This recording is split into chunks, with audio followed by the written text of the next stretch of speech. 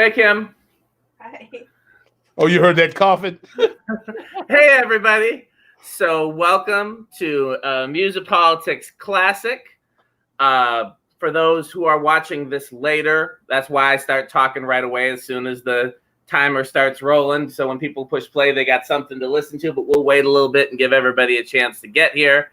But MUSiPOLiTiX CLASSiC is when myself and the best co-host in the universe basically go back to our first episode where it's just us, only we invite some of our favorite guests, aka all of them, to pop in if and when they have time. So we don't know who we'll be seeing tonight, but hopefully we'll see some of your favorites as well. So before we start I guess it is 7:05. We started a little bit late tonight, so I guess we can start. Nia says she doesn't see us on YouTube. Let me see here. How do I don't know how to check YouTube. It says we're on YouTube. I just don't know how to. You don't know how to verify that? Hold on. I'm here. I can go view on YouTube. Actually, I can send you the link probably. It still says waiting for Dan Spiffy Neuman. I see. I wonder what that's gonna. We'll give it a minute because it should be working. Maybe it just takes a minute. Sure. You automatically share on my main page now, right? Yes. So I don't need to do nothing. No. Okay. No. I think I did it on the smaller page already. Yeah. But I don't see it up on my main. Well, it could be buggy tonight. Let's take a look. While we're waiting on everybody to get here, let me purposefully share it. I want to figure out why it's not playing on YouTube yet. Anybody watching us on YouTube? Kim, are you happening to look? I can check. Okay. Yeah, I wonder if we'll ever get to a point where the first part of the show is not us just saying, "Hey, I wonder if it's working." Oh, we're on YouTube. We're working. It just took a minute. So, welcome everybody. So whoever commented this, it just says Facebook user. I don't know who it is, but I appreciate you putting all those extra letters in my name. Let's start. Let's go right ahead with the introductions. So, ladies and gentlemen, the best co-host you could ask for, the best drummer you could ask for, the best musical director you could ask for, come on now, the best friend you could ask for, and one of the most brilliant minds that I know, which is why I wouldn't want to do this with anybody else. Ladies and gentlemen, over to that side of me, Mr. Michael Bland. The check's already in the mail, bro. You ain't got to talk it all up like that, bro. Your money's you'll have it by the end of next week, probably, because of the post office and everything. I don't know if I'd send it through the post office right now. So. That give me more time for the check to clear. Right. He hails from Madison, Wisconsin. Lover of string cheese. Eater of salads. Not without dressing, however. Holy Ghost. Shanking that guitar. Not scared of black people. But you should be scared of some white people up in Kenosha. Who knows? You go whistle when you walk. You're going messing around in Kenosha. Ladies and gentlemen, Dan Spiffy Neuman. Everybody knows him. Everybody knows who that is. He who shall not be named was in Kenosha earlier today. Did you hear about that? I heard some meanderings about it. What did you hear? So the only takeaway that I heard was that for all of his talking, he said absolutely nothing about the shooting victims of the kid, Kyle Rittenhouse. He said no condolences to their families or anything like that. Let me get it straight. Did he shoot some white people? Yes. So that's what's craziest about this whole thing. It's all white on white crime except for the police shooting the black man. Everything after that was white people. I'm truly, if I had hair, I'd scratch. I guess I got scalp. Oh wow, I don't know what to make of that. Is it just like is it a free for all for he who shall not be named now? I mean, is if you're in the way, if you're protesting, or if you're broadcasting, or if you're just standing around black people, we'll get you too. I mean, I think if you're asking for my opinion, I think there's a little bit of both. I think anybody, even black adjacent, is seen as the enemy. But then adjacent, literally standing next to him. But then also, there's this whole us versus them mentality. And if you're on the side of Trump, you're on the side of the police, you're on the side of the white supremacist authorities, then you're one of the good guys. And if you're not on that side, whether you're black, brown, not Christian, not English speaking, whatever, then we don't care what happens to you. That really seems to be the case, doesn't it? Collateral damage. I can't believe they treat their own people like that. But I guess you ain't their own people. If you're hanging around us. That's what. Well, not only as I say, that's not only my impression. That's definitely been said to my face a couple times. So not to dive deep into the serious stuff right away. The spirit moves, man. We don't know what's going to happen when we start talking. Amen. Praise Him. Sha-ba-ba-ba-ba. So speaking of which, did you see Eric's post about who's coming to the church in a couple weeks? One of your buddies. Who? Rance Allen. Whoa! Rance Allen's coming to the church. Yeah, he's gonna be preaching at my church in a couple weeks. Man, I mean, is that going to be outside or inside? Outside. So what we've been doing for the past couple weeks, for the past couple months actually, is we set up a tent and a stage, and Scales does all the sound. Todd's rented an organ. We have all full backline. We set up in between the church building and the parking lot. So people are expected to drive in. They don't have to get out of their cars if they don't want to.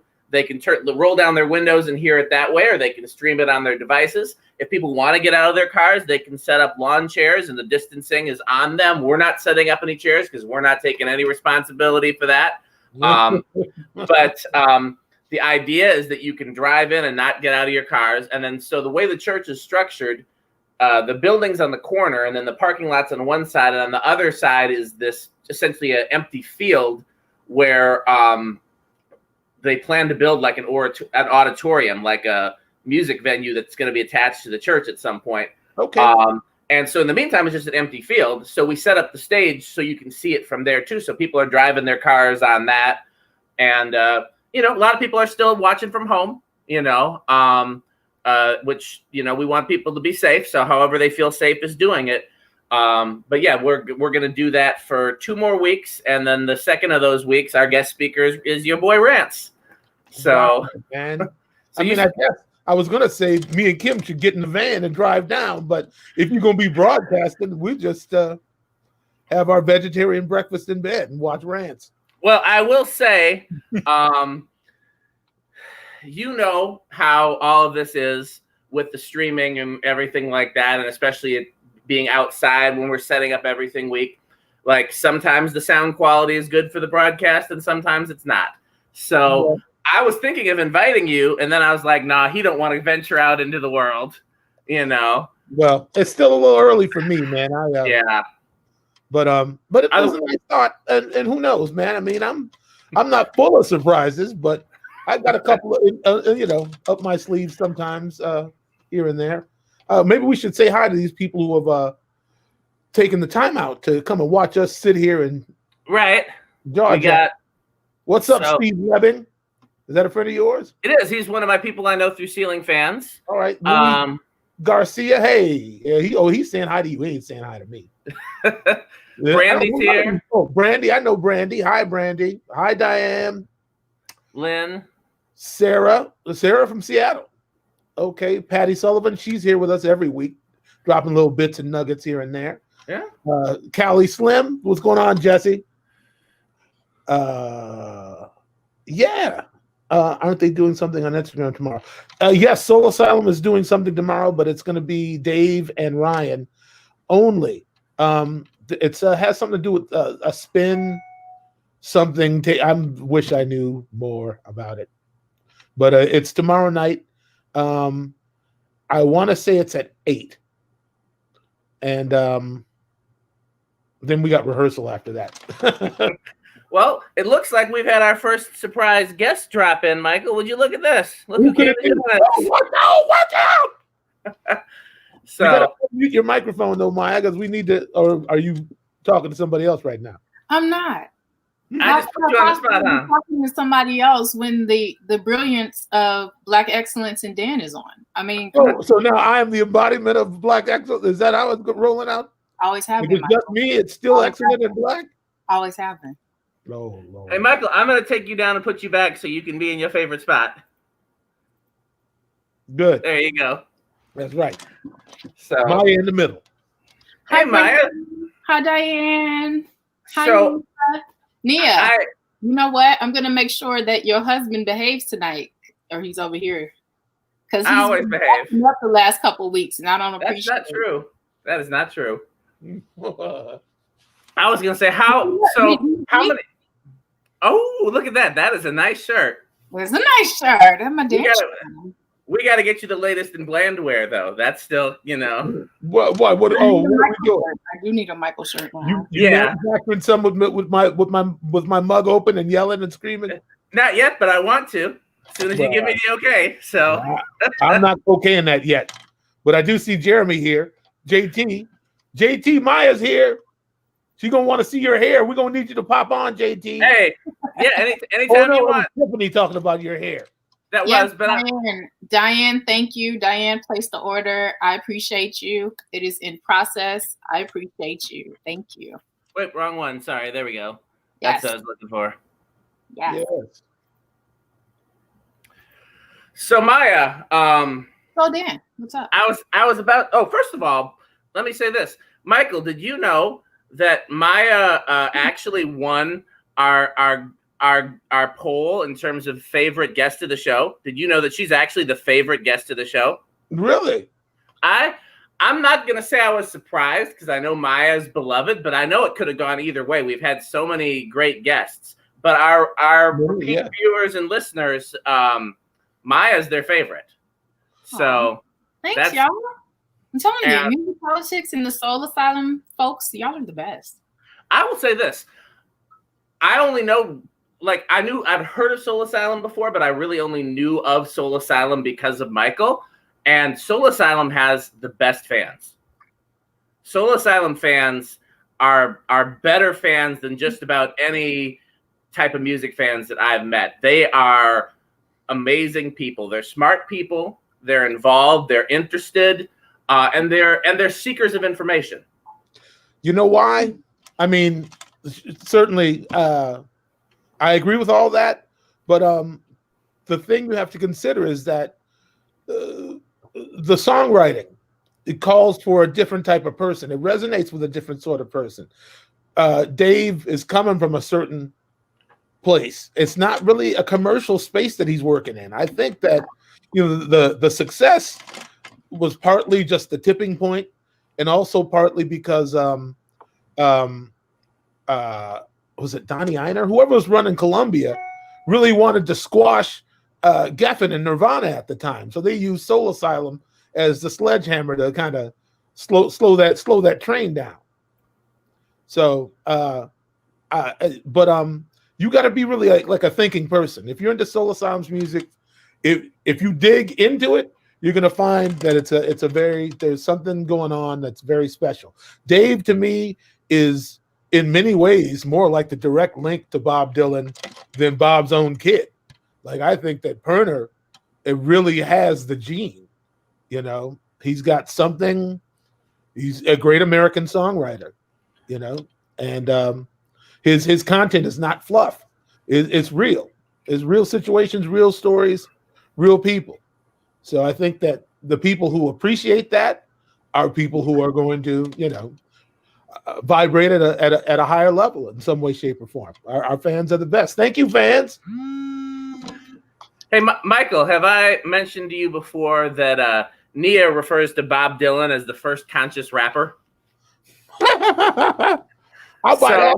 I was thinking of that metaphor and then following the lineage to Dave. And Dave's, while making, you know, Dave's adjacency to Black culture, because Dave's very into Black culture, is my understanding of Dave. And yeah, it's an interesting parallel to draw. But he's definitely, definitely a poet. Well, if you just look at the book, Loud Fast Words, I mean, all the lyrics in there, and he's even explaining quite a bit of it. I mean, it's not fodder for ordinary people. Like, you really got to be looking for, cerebral stimuli. It really seems to be music that you listen to the lyrics as opposed to listen to the music, or you listen to it as a whole.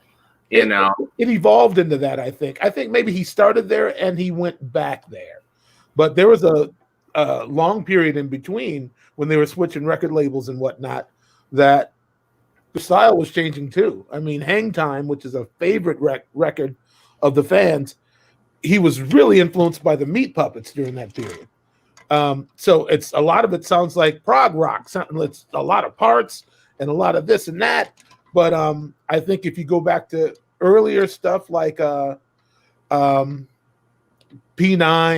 or Passing Sad Daydream, it's very much rooted in like folk music.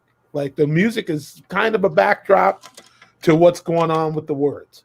And I think they just hit like the perfect marriage of that around when Grave Dancers came out. So I think that Dave is not necessarily a folkie, but I'm sure he knows his share of Pete Seeger songs just like I do. You know what I mean? It's a thing. I think it's direct lineage to me. Dave is Dylan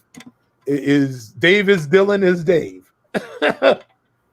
It's funny because when you talk about folk music, that's not something I generally listen to, but when you actually think about it, a lot of it's protest music, isn't it?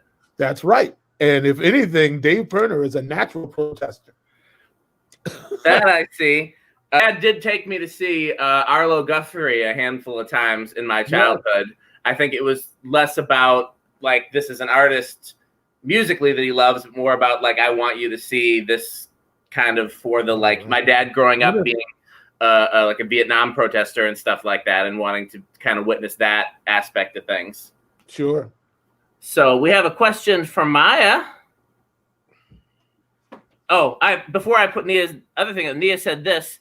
Yeah, I mean, I knew it was a joke, but I thought it was really good. It stuck with me. I've remembered it since you said it. No, I mean, just Subterranean Homesick Blues alone. Yeah, he was doing mumble rap back in 1965. I can't actually talking about something versus now. Well, okay, I'm going to let that lay right there. Go ahead, Maya. I'll take that. Rumble, young lady, rumble. I'm staying out of that.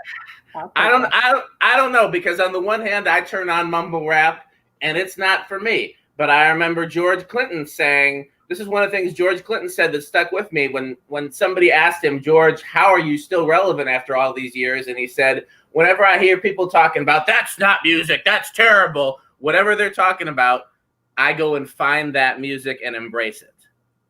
So... Well, you also talking about a man who's been doing an array of drugs legally since 19 what? So I got you. You know, I mean, George is just open like that. I ran into him at the airport one time. He was sitting there, and he was like, it looked like he was coloring in a coloring book. And when I got on the plane and walked past him, I said, "What?" It was a Beatles coloring book, Yellow Submarine. And I said, George, why Yellow Submarine and not like Sgt. Pepper's? I mean, well, with Yellow Submarine, you get all of them. And that's right. There's all of the Beatles music is in the Yellow Submarine movie. So, but I was just like, okay, this man is 78 years old and he's in the color. That's what his manager gave him to keep him occupied during the flight. So I'm assuming this was before he got clean. This is before he got clean, but he was on his way. It wasn't too much further after that. I was actually, weird occurrence. I was at the airport. It was a connecting flight with Soul Asylum, and George was sitting there, but Kev Mo was kind of walking around. He was like taking the flight, but he was on his phone. So it was like, what's going on here? Strange day. But cool people. I've told you before, my experiences with the whole P-Funk crew have been nothing but excellent. They've been nothing but wonderful to me. I didn't get the chance to play with them, although I will say this. If I had gone to see Bernie Worrell the last time he played in Wisconsin, I would have, and I'm very upset that I didn't. It was the night he announced that he was sick, and I was like, oh, I'll go see him another time. I've seen Bernie a handful of times, and I didn't go see him. And and that night, A, he announced he was sick, and B, they were calling like other musicians up on stage to play with him, and so I missed that opportunity. But yeah, George, nothing but cool. Bernie, nothing but cool. Bootsy, I really wish I would have had a chance to have a conversation with Bootsy. I haven't had that yet, but I've shared the stage with him. But he was. I didn't get to have the conversation, but he seemed very cool. Yeah,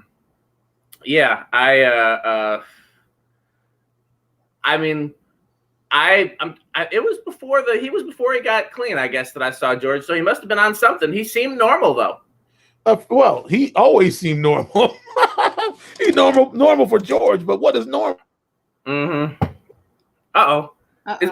Is Michael frozen for you too, Maya? He is. Well, then this is a great opportunity for you to answer Nia's question. What happened now? You froze up for a little bit. What now, Dan? What happened? Oh, you just froze up for a second, but we got you. Yeah, so did you. We just got the gremlins are busy tonight, I guess. Messing with the wires.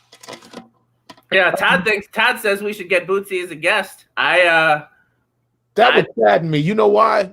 Because didn't he retire? He retired from touring because he has tinnitus and can't do the loud stages anymore. But he's still doing studio work. Is he? Okay. Well, I'm happy to hear that. I thought that he was just walking away. I thought maybe it was like not tinnitus, but like tendonitis, like his hands were doing something. But that's okay. That makes me more hopeful. Yeah. I mean, I wonder if that's Bootsy's sort of thing, really.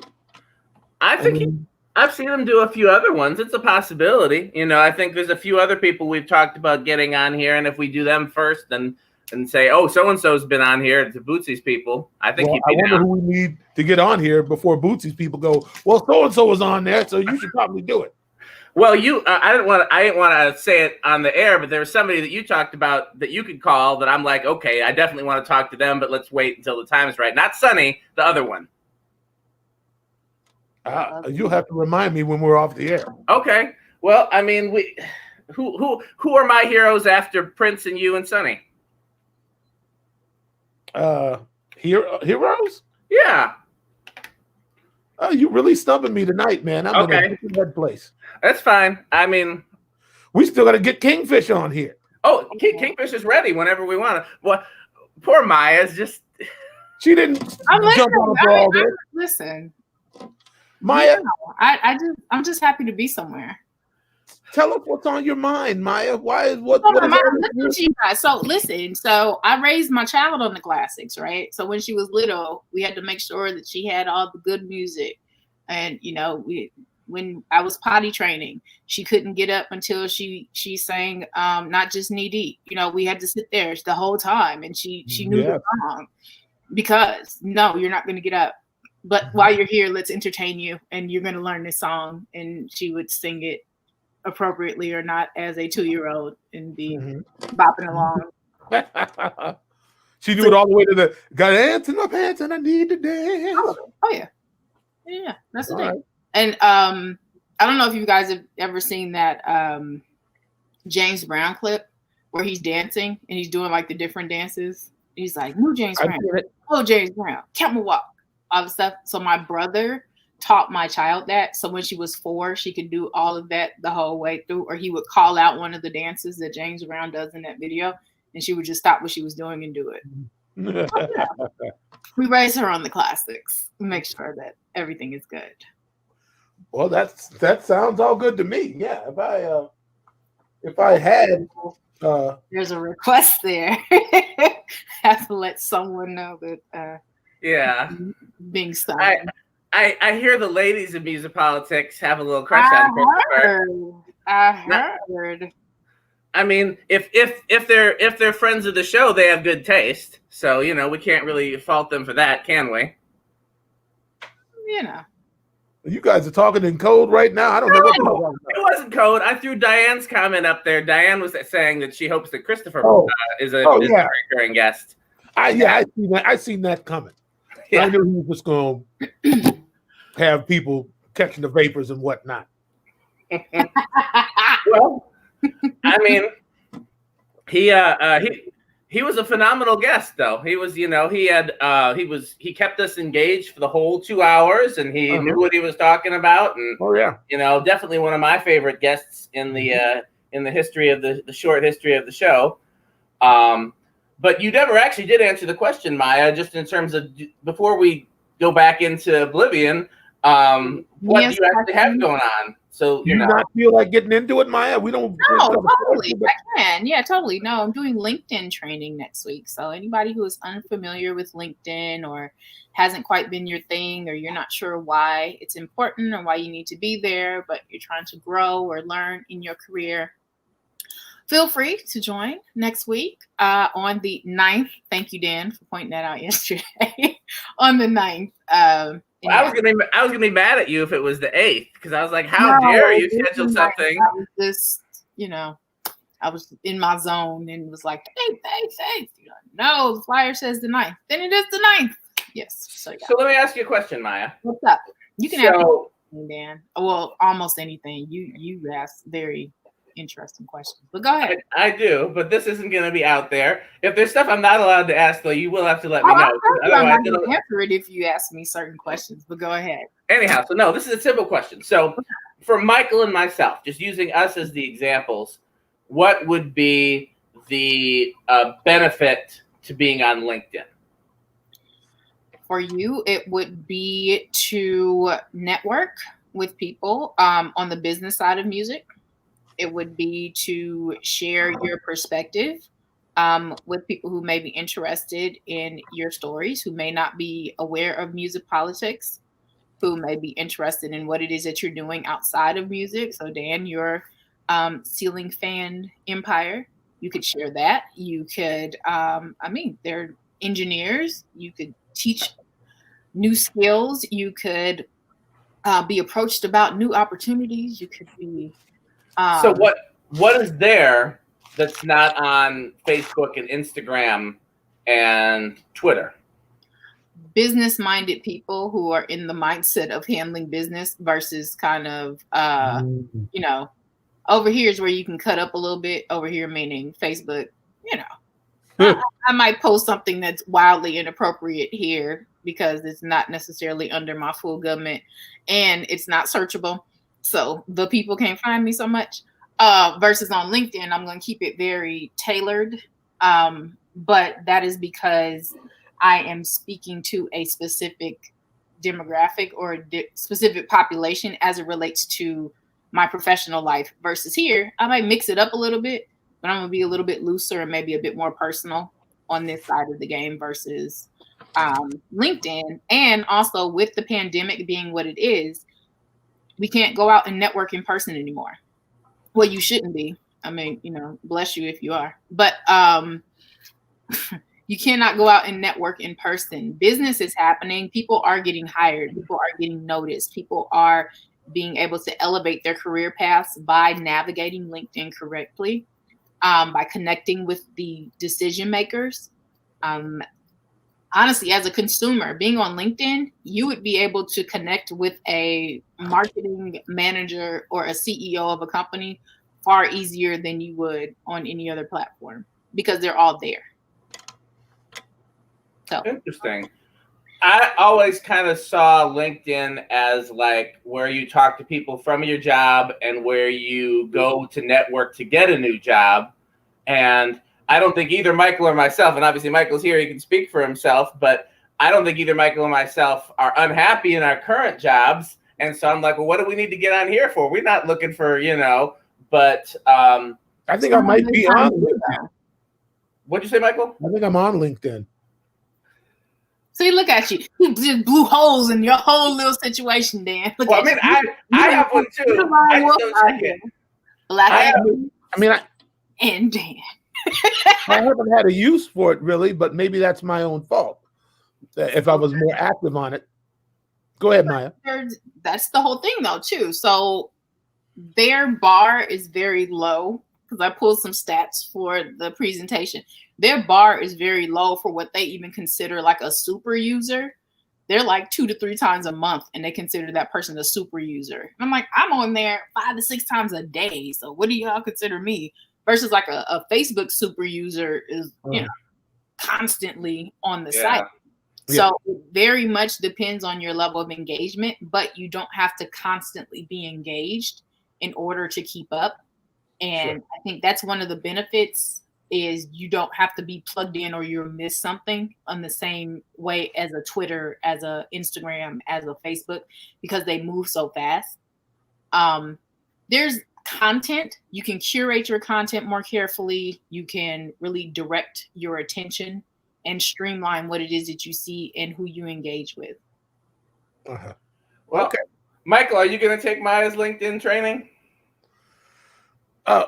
Probably not. You don't have to answer that.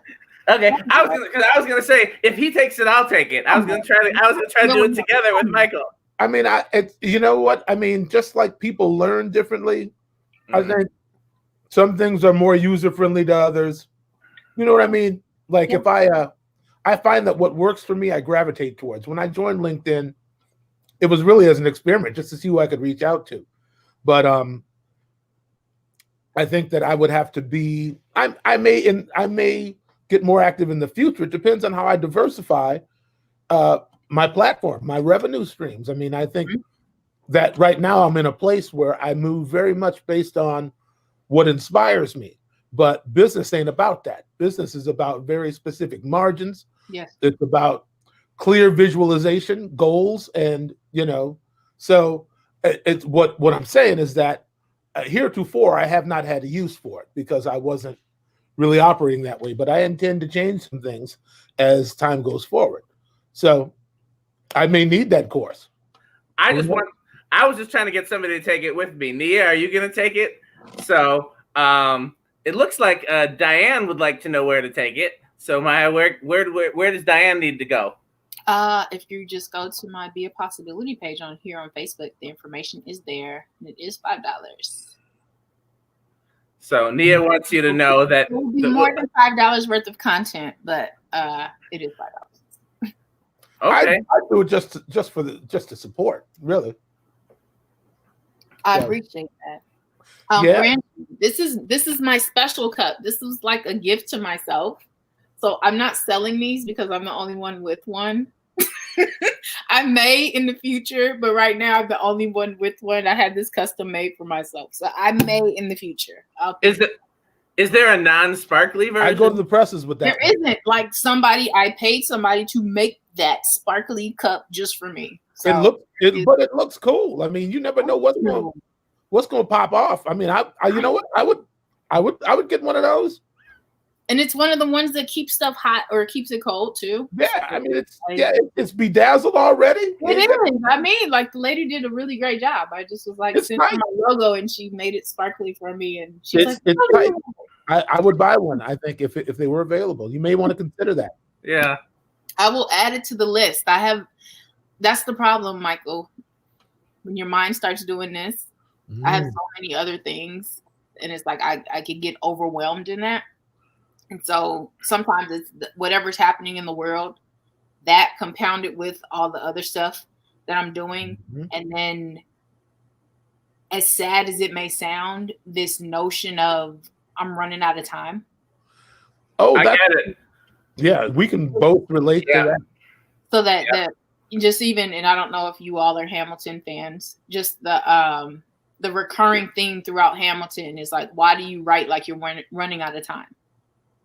He's always like, they're saying, oh, he's just, he was supposed to write like 7 essays. He wrote like 80 something.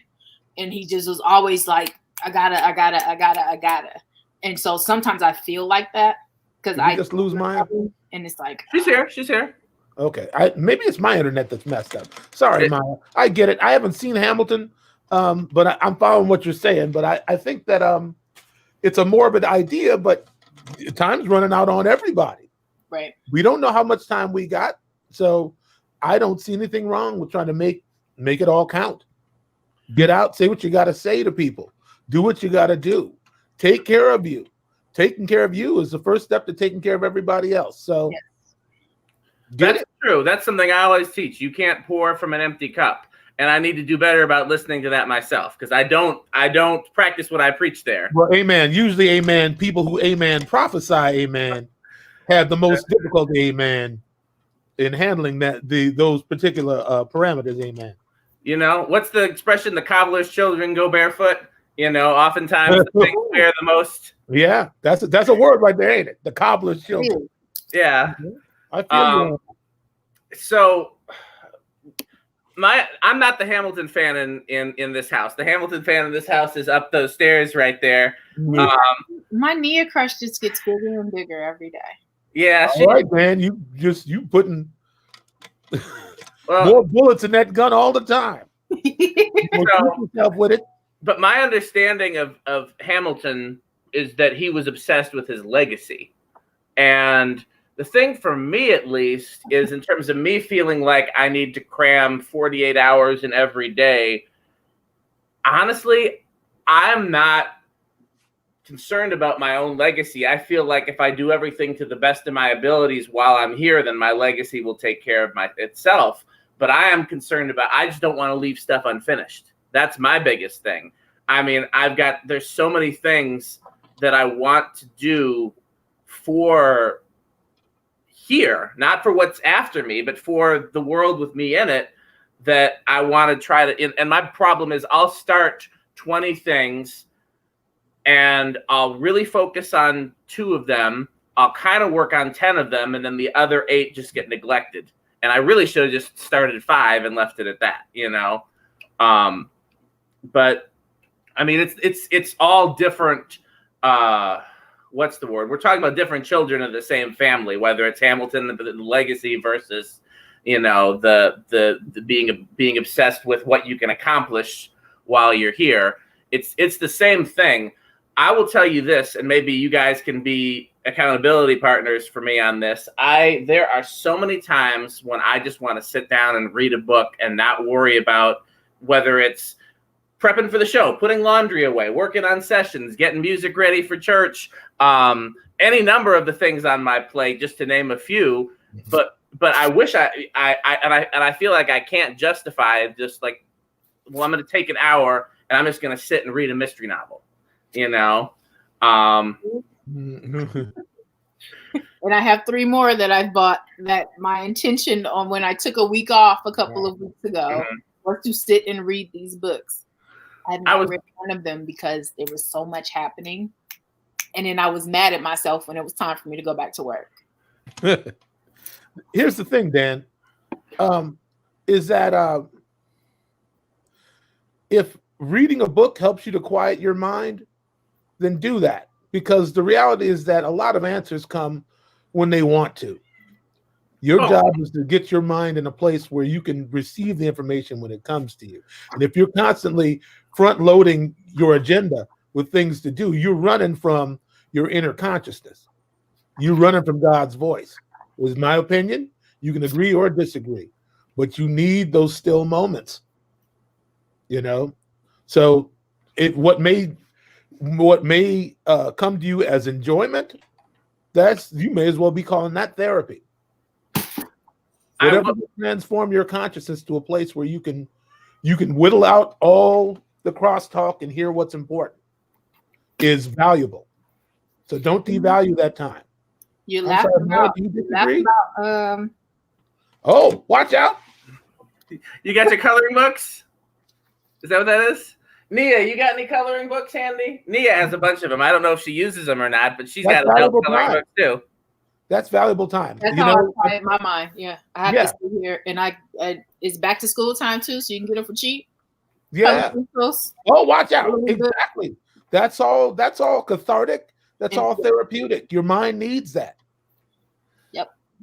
Mm-hmm. I will say this again, just using myself as an example. So for those of you who know me personally and know some elements of my personal life, I live in Madison, Wisconsin. My church that I work for essentially full-time is in Milwaukee, Wisconsin. It's about an hour away. And people ask me, you don't mind the commute? Because it's a straight highway commute with no traffic. Right. No, that's my time to talk to God. That's my decompression time, is especially because when I'm there, you know, anytime you're in a leadership position, whether it's in, you know, in a church, in music, when I used to work for the museum, there's always people pulling at you, you know, constantly, almost like when you're a parent and kids are like, Dad, Dad, Dad, you know, there's always something. And so I have an hour of time that's just me and God on the way there, and an hour of time that's just me and God on the way back. And sometimes I don't even bother to like return phone calls or anything like that. Sometimes I do. Sometimes I use that time to check my messages and things like that. But otherwise, that's, you know, it's proved to be really valuable. I don't feel like I could have the same peace of mind if I lived right down the street and I didn't have that time where I was forced to not do anything.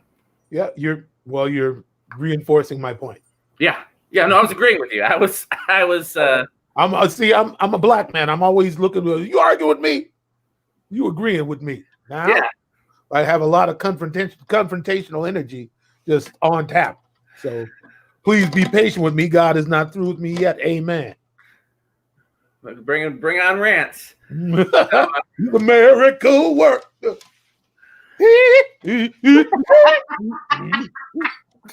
So Rance is the baddest. Let me say this, since we're off of that tangent. Rance is the only artist that I've ever seen in any genre that I can remember that performed with backing tracks instead of a band, and you didn't miss the band. You don't care, right?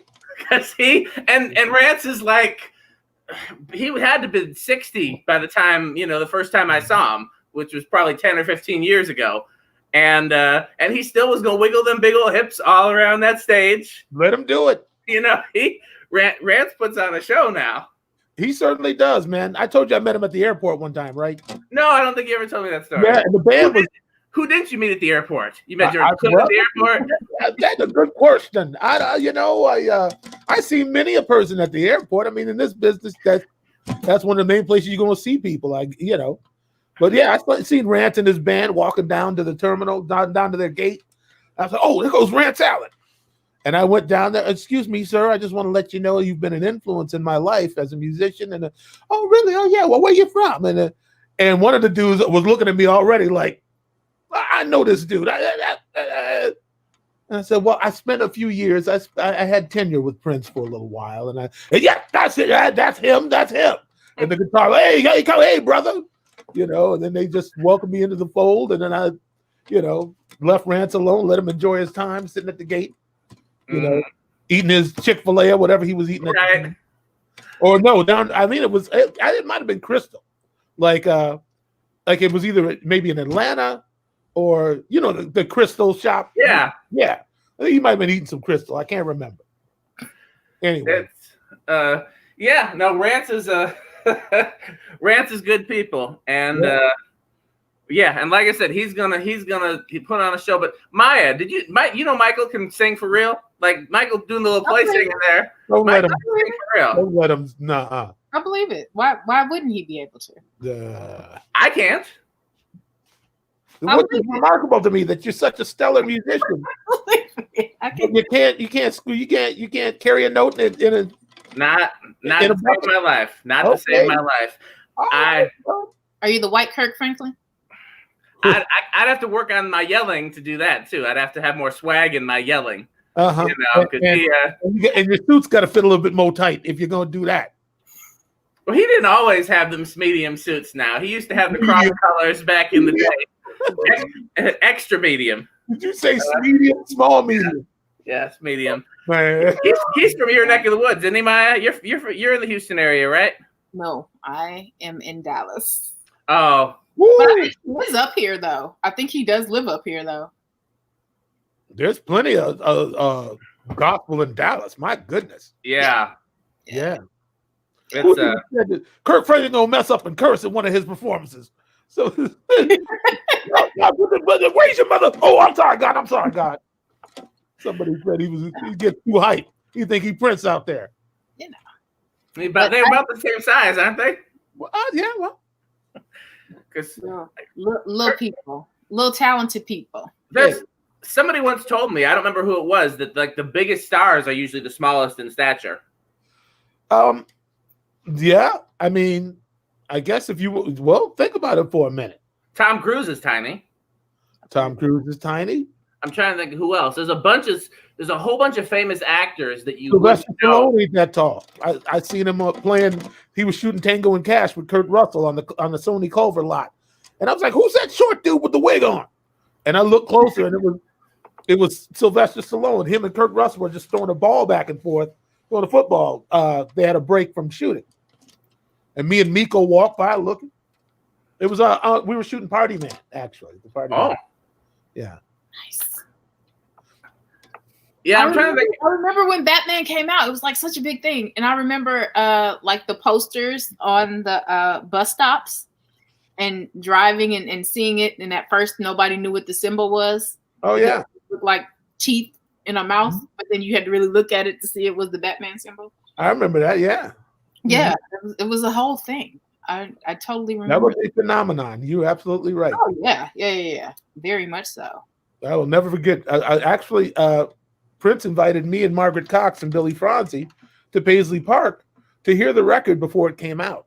Wow. And we got to Paisley at like 2:30 in the morning. It was after Bunkers on a Monday night. We went out there, and he was in California. The engineer let us in the building and said, Prince told me that to serve you guys while you're here. Would you like anything to drink? Anybody need any snacks or anything? And no, we cool. We went in Studio A and he played the record from start to finish. And I was like, wow, this is deep. It was nothing like anything Prince had ever done before. And what Prince told me about it was that Tim Burton was very fastidious about what he wanted the soundtrack to sound like.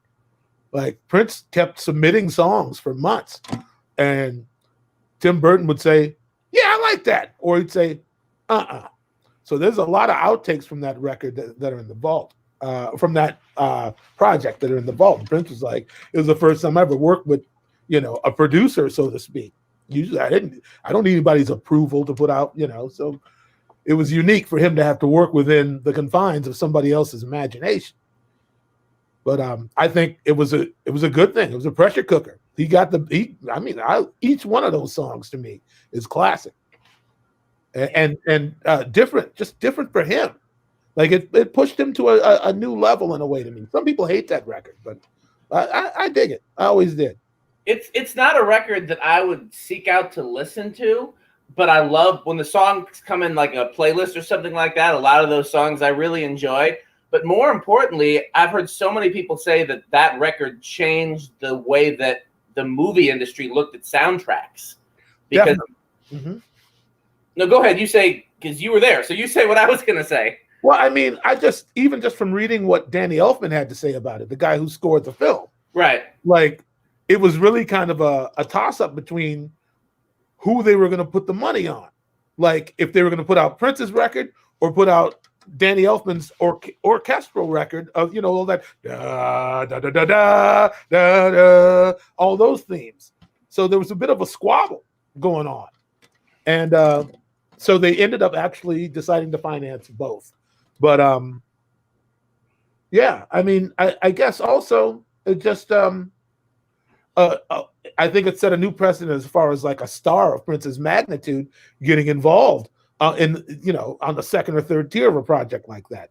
It really upped the ante to me. But I remember David Island saying, "Man, Prince's music almost ruined that movie for me, man."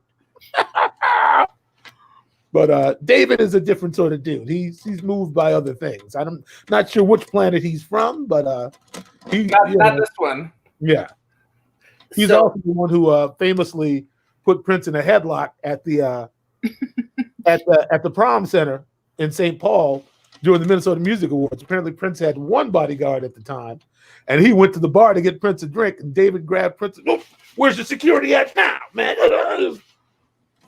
So, David, yeah. I love David Island to death. Hey, David. It's I've never met him, but I've heard a lot of stories because he must have been around for like so much Minneapolis music. Legendary. He was the first one to tell me about Sonny. He said, "Oh man, no, Sonny Thompson, man, he taught everybody, man. He was better then than some of us are now. When we were kids, Sonny was playing like a grown, like he was already there." you know. So yeah, David actually was the one who told me about Sonny.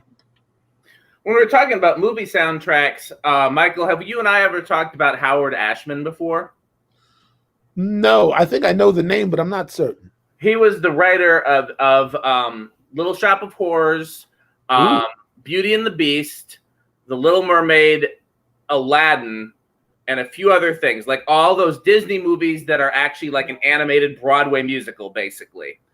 And his writing is just one of the, to me, like if you were asking me like my list of favorite writers of any genre, whether we're talking about music, novels, nonfiction, whatever, like he'd be on my list of favorite writers, period. But he wrote the score and a lot of the script to those movies, because those movies were all basically centered around the songs. Like they wrote the songs and then they filled in the, you know, but it's just, it's so clever. It's so cleverly written. I'm trying, like, are you familiar with those? Because you don't, your stepdaughter's an appropriate age for all those Disney movies. I can't hear Dan right now. You can't hear me? Were you? Can you hear me, Michael? I'm not sure if I'm in the Matrix or he's in the Matrix. Maya, who can you hear? Both of y'all. I guess hear Michael we both. Well, I'll pretend I know what question he was asking me. Little Shop of Horrors is one of my favorites, actually. But I think the master stroke on that, as far as the movie, was getting Levi Stubbs from the Four Tops. Yeah. Man, he killed it. Absolutely. But yeah, the music is really great in that film. But it, to me, it also kind of ushered in that whole crazy, like I see a lineage between like Little Shop of Horrors and Rocky Horror, and the Phantom of the Paradise, and movies like that, like where the music, it's basically like a play being shot, you know. So I get it, and I don't know if I've ever known that Howard Ashman was responsible for so much of that, but I tell you what I find strange. It's not off topic, but why is there so much Gilbert and Sullivan happening in popular culture? Why is all that? Everywhere I turn, somebody's doing some of that, and it's making me mad. Gilbert and Sullivan is not my jam. Is this white people again trying to? Oh, we got to get back to doing white things because this whole hip hop thing is just, you know. Well, I mean, were they not the OGs of the collabo? Gilbert and Sullivan? spitting, you know, hot lyrics. Well, I mean, I'm not taking anything away from them. I just don't like them. I can respect them. Like, there's a lot of. I grew up on musicals, so you know, it's funny. Whenever I want to annoy Nia, I try to recite some of the music from The Music Man, which I love and she hates. You know, Michael's favorite musical? No, but it's catchy to me. It's always, we've lost Michael again. We have. I must be storming up that way. I'm thinking about something now, Dan, because I used to get mad about, I think is it Oklahoma with Surrey with the fringe on top and all that? Yeah, I think that's Oklahoma. Is that also the movie with "Oh, what a beautiful morning"? Oh, yeah. What a beautiful day! I got a wonderful feeling. Is that also Oklahoma? I believe so, but I'm looking it up because I think that it is. Anyway, my point being, I never really thought about that song until I saw Ray Charles perform it. That Ray Charles performing "Oh, What a Beautiful Morning." Look that up on YouTube. It just ran through me in a whole different way, especially when he gets to the part where he says, "The sounds of the earth are like music," and Ray said, "Did you know that?" It's incredible. I was like, "All right, I can't front. That's real right there." Whoever wrote that, who even bothered to write down the words, "The sounds of the earth are like music." Like, I'm with you. You know, it's that's an integral part of being a musician. It's the most important part is listening. You know, and a lot can be gained from. I was telling somebody about. Somebody asked me, like, how did you learn to listen? I said, on the front stoop, in front of the duplex where I live with my parents and my three sisters. I spent a lot of time in the front yard sitting on the stairs because they wouldn't. I was too young. They wouldn't let me go nowhere. I had to stay within, where they could see me.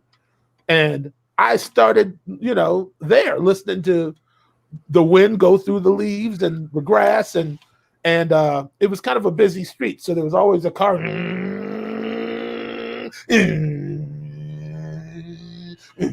I would listen to all that. I'd be on the front stairs, just analyzing and listening.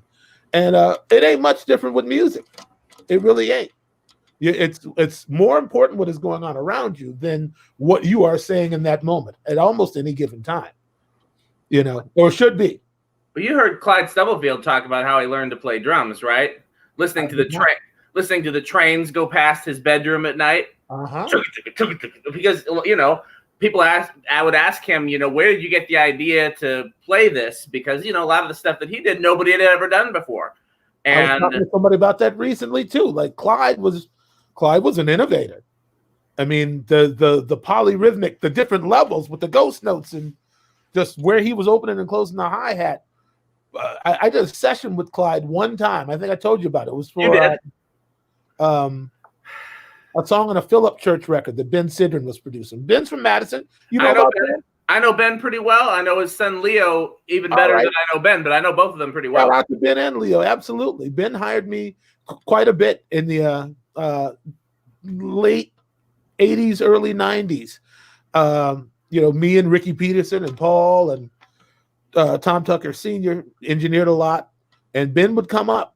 We worked at Paisley together on a couple Philip Church records, and man, they got Clyde in, and I just held the time, and Clyde just did his thing around me, man. We had so much fun, and hey there, young man, you need to come out to the house for let me barbecue for you. I said, Clyde, it's the middle of winter. He didn't care. My grill is on the front porch.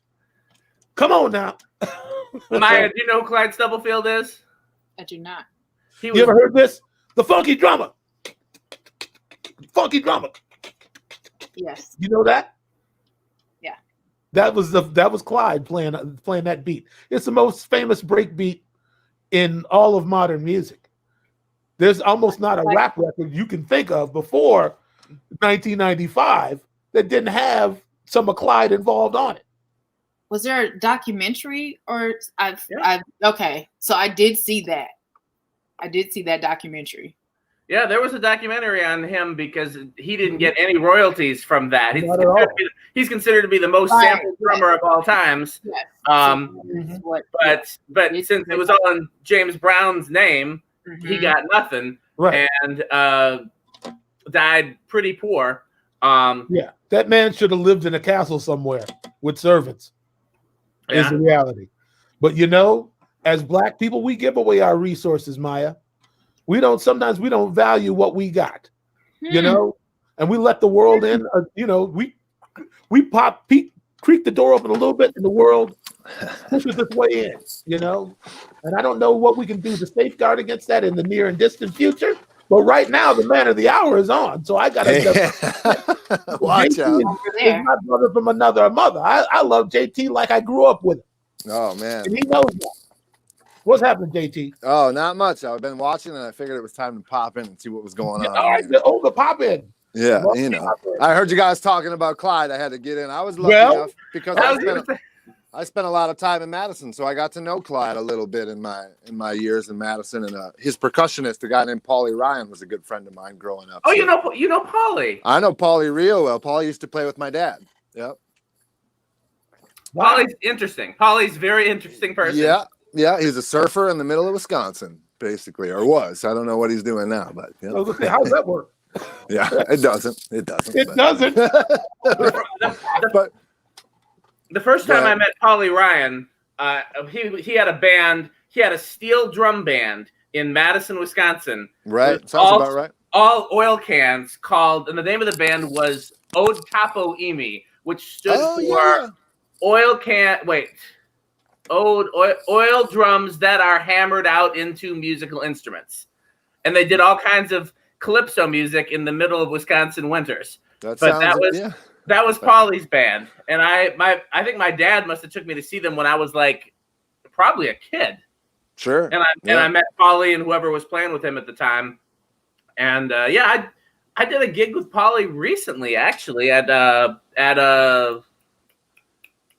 can't remember the you know the venue, the Majestic, I think. Oh, okay, yep, on State Street. But yeah, well, right off of State Street. Right off State, yep.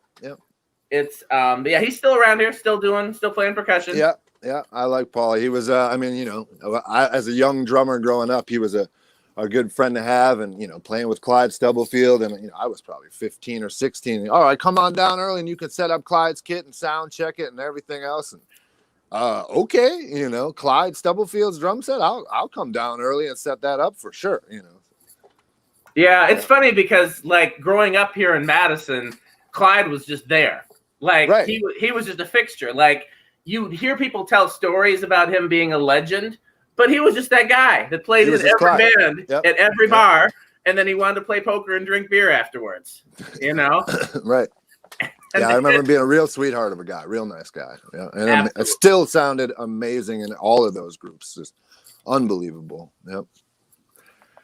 So, for two questions. First of all, Maya, do you know if Tiffany's planning on stopping by? Because I know she wanted to see Jeremy's hair. So we'll have to. Hilarious. I don't know, but it is a sight to behold. I know, it's really something. It's a pandemic hair where I haven't gotten a haircut, and I don't even know how long before tour. Yeah. Oh wow, yeah. So Jeremy, for the people that a lot of the fans of the show are also fans of SA, so they probably already know you. But for people who are friends and fans of the show that are not familiar, why don't you tell us who you are? Well, I am a musician, recording engineer, kind of jack of all trades, master of none here in Minneapolis. And I kind of jumped into the Soul Asylum camp almost 5 years ago now. I came in as the band's guitar tech and kind of took care of the instruments. And, you know, Michael took me under his wing and started bringing me to some studios in town, kind of figuring out whether or not I was a real engineer or just another one of these kids in town who says he's an engineer. And I've continued to kind of worm my way in there, and I've been playing bass a little bit on some tours and just kind of trying to be a part of the machine, you know.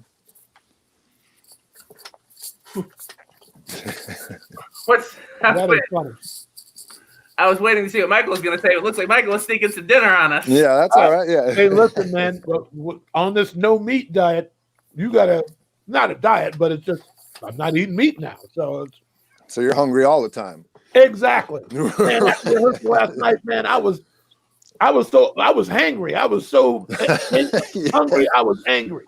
Yeah. And I had to mix myself a little protein shake and run the risk of waking my wife because I keep it downstairs. Mm. But man, it's been a while since I've been that hungry, JT. We kind of went for it last night. Yeah, we played last night. It felt good last night. Played for real. Yeah.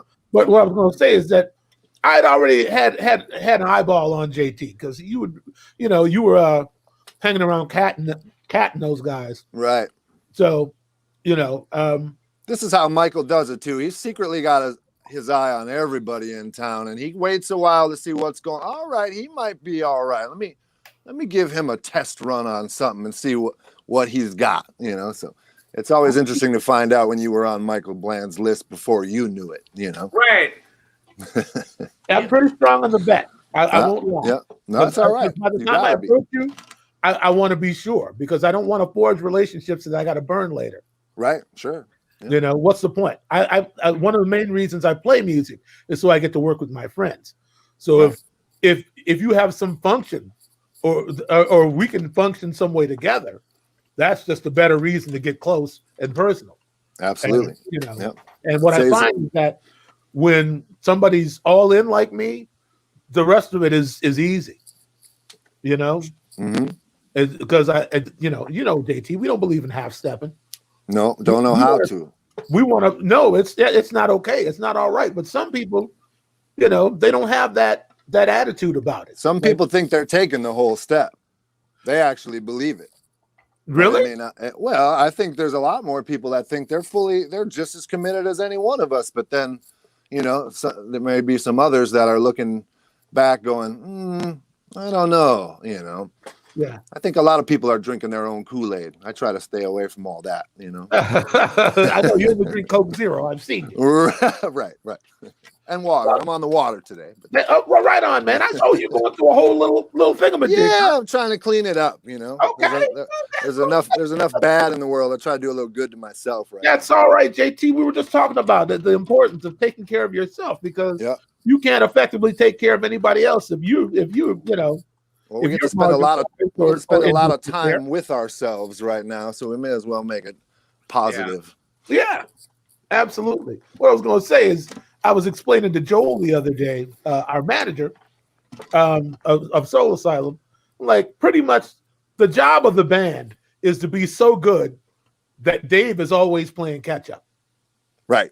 You know what I mean? We come in to mash it. I mean, the other day when we went into the one number that shall not be named until we play it on the stream. All right. Perm was like, "You guys know that song?" Yes, Dave. That's why we're here, Dave. That's what we're here to play your music the way some configurations of your band didn't used to be able to. Right. And we'll show it right on back to you if you need help along the way. Exactly. Right? We know it well enough to show it to you, almost tell you the words, and that's what we're there for. We're there to take your music maybe even more seriously than you can, because I understand the dichotomy between being the author and having to regurgitate and re-put those wires back together in your head. Sure. After you've written a song and it's gone this way and that way, and But if everyone else in the room is bringing it that level, then you feel like, you gotta catch up. He got his mind around it quick. This is what I meant. That's right. He was like, wait, let's just loop this section till I get it. Because let me jump on, because I don't want to be the odd man out, and it's my song. Right. Well, exactly. And you know what it's like being the cat in the room that doesn't know what's going on with Perner. He will, he'll let you know in unkind terms. He certainly will. Yep. He certainly will. I'm like, you ain't never gonna have that over me, Jack. Right. I couldn't look myself in the mirror. I couldn't respect myself if I walked into rehearsal and then I was like, sorry, man. Yeah. Sorry. Oh, can we just go over this one? I practice more before practice than at practice. That's because it means that much to you, JT, and that's why we can do great things together, because we're evenly yoked. It has nothing to do with how much talent you got. It has to do with how much focus you can manage to acquire. It really is that. Somebody might be able to outplay you, but if you let them outwork you, that's a fixable problem. Right. That's on me then. That's on us then. Yeah. Right. You know. But did Maya just say goodbye without a? I'm assuming that she's not going to pull a Nia and not say goodbye, so I'm assuming she'll be back. Maybe she wants things to do. It's all right. I had a question for, and now I don't remember. I did want to briefly. Nia was talking about when you were talking about eating, not doing meat. She made a jackfruit roast the other day that tasted almost as good as her real pot roast. I don't know. So she wanted to know if you and Kim were trying anything with that in your meatless quest. I've heard the jackfruit is a way to go. I haven't tried it yet. Well, next time you come down this way, we'll see if we can get Nia to make her jackfruit roast, and you can compare it with the real roast because I didn't see your DM, Maya. It just came in the. I'm hungry too. Sorry about that. Yeah. Well, I hope. If you want to get some food and come back, Maya, you're always welcome. If not, thank you for joining. She's at home here. This is her house. She can do whatever she wants to do. Man, I don't remember what else I was going to say. Y'all went off on such a great tangent about. All right, because I got another question for JT. What are you doing about that guy that tried to break into your house the other day, there, JT? I mean, what can you do? I fixed my broken screen, and I'm definitely making sure everything is locked up right and tight, whether I'm home or not. And, I definitely feel like I've become a little bit nosier of a neighbor. I got my eye out the window, and if someone's rolling down the street that doesn't quite look like someone I recognize, or I don't know. I keeping an eye on everything a little tighter. But you want to cue Dan in on what happened? Yeah, well, I was, I'm downstairs right now in my studio, and the other day, I don't know, probably about noon, I went upstairs after working in the morning and realized that someone had sliced one of the screens to my home and tried to lift a window and enter my house while I was here, I guess. Luckily they weren't able to get the window open, but that's kind of the first taste of anything like that I've had in this house, not, in the 10 years I've been here. So definitely unsettling, Yeah. You have a studio at home, and then you also work for Flowers, right? I do. I've been working out of Flowers for the last about a year or so. Yeah, and then I also have a home kind of mix room, overdub, everything, catch-all room, Gotcha. Yep. Yeah, the one time that my house was broken into, we were asleep. This was years ago before Nia and I were together. Yeah, we were asleep and didn't wake up, and they made it out with a whole bunch of stuff, and somehow so they got in and out. Yep. They got in and out and gutted. Oof. We had fallen asleep in front of the TV, and this was back in the day when you only had one TV in your house. Yep. Now everybody's got a TV in every room now. Sure. Screens everywhere. But this is back when you had your TV in your living room, and that's where you watched movies. And we'd fallen asleep watching movies in the living room, and somebody came in and broke the window to the bedroom, and then came in and took everything out of the bedroom. And at the time, I had a whole bunch of instruments and stuff in there, and a computer and everything. We didn't wake up. And that was 10, 15 years.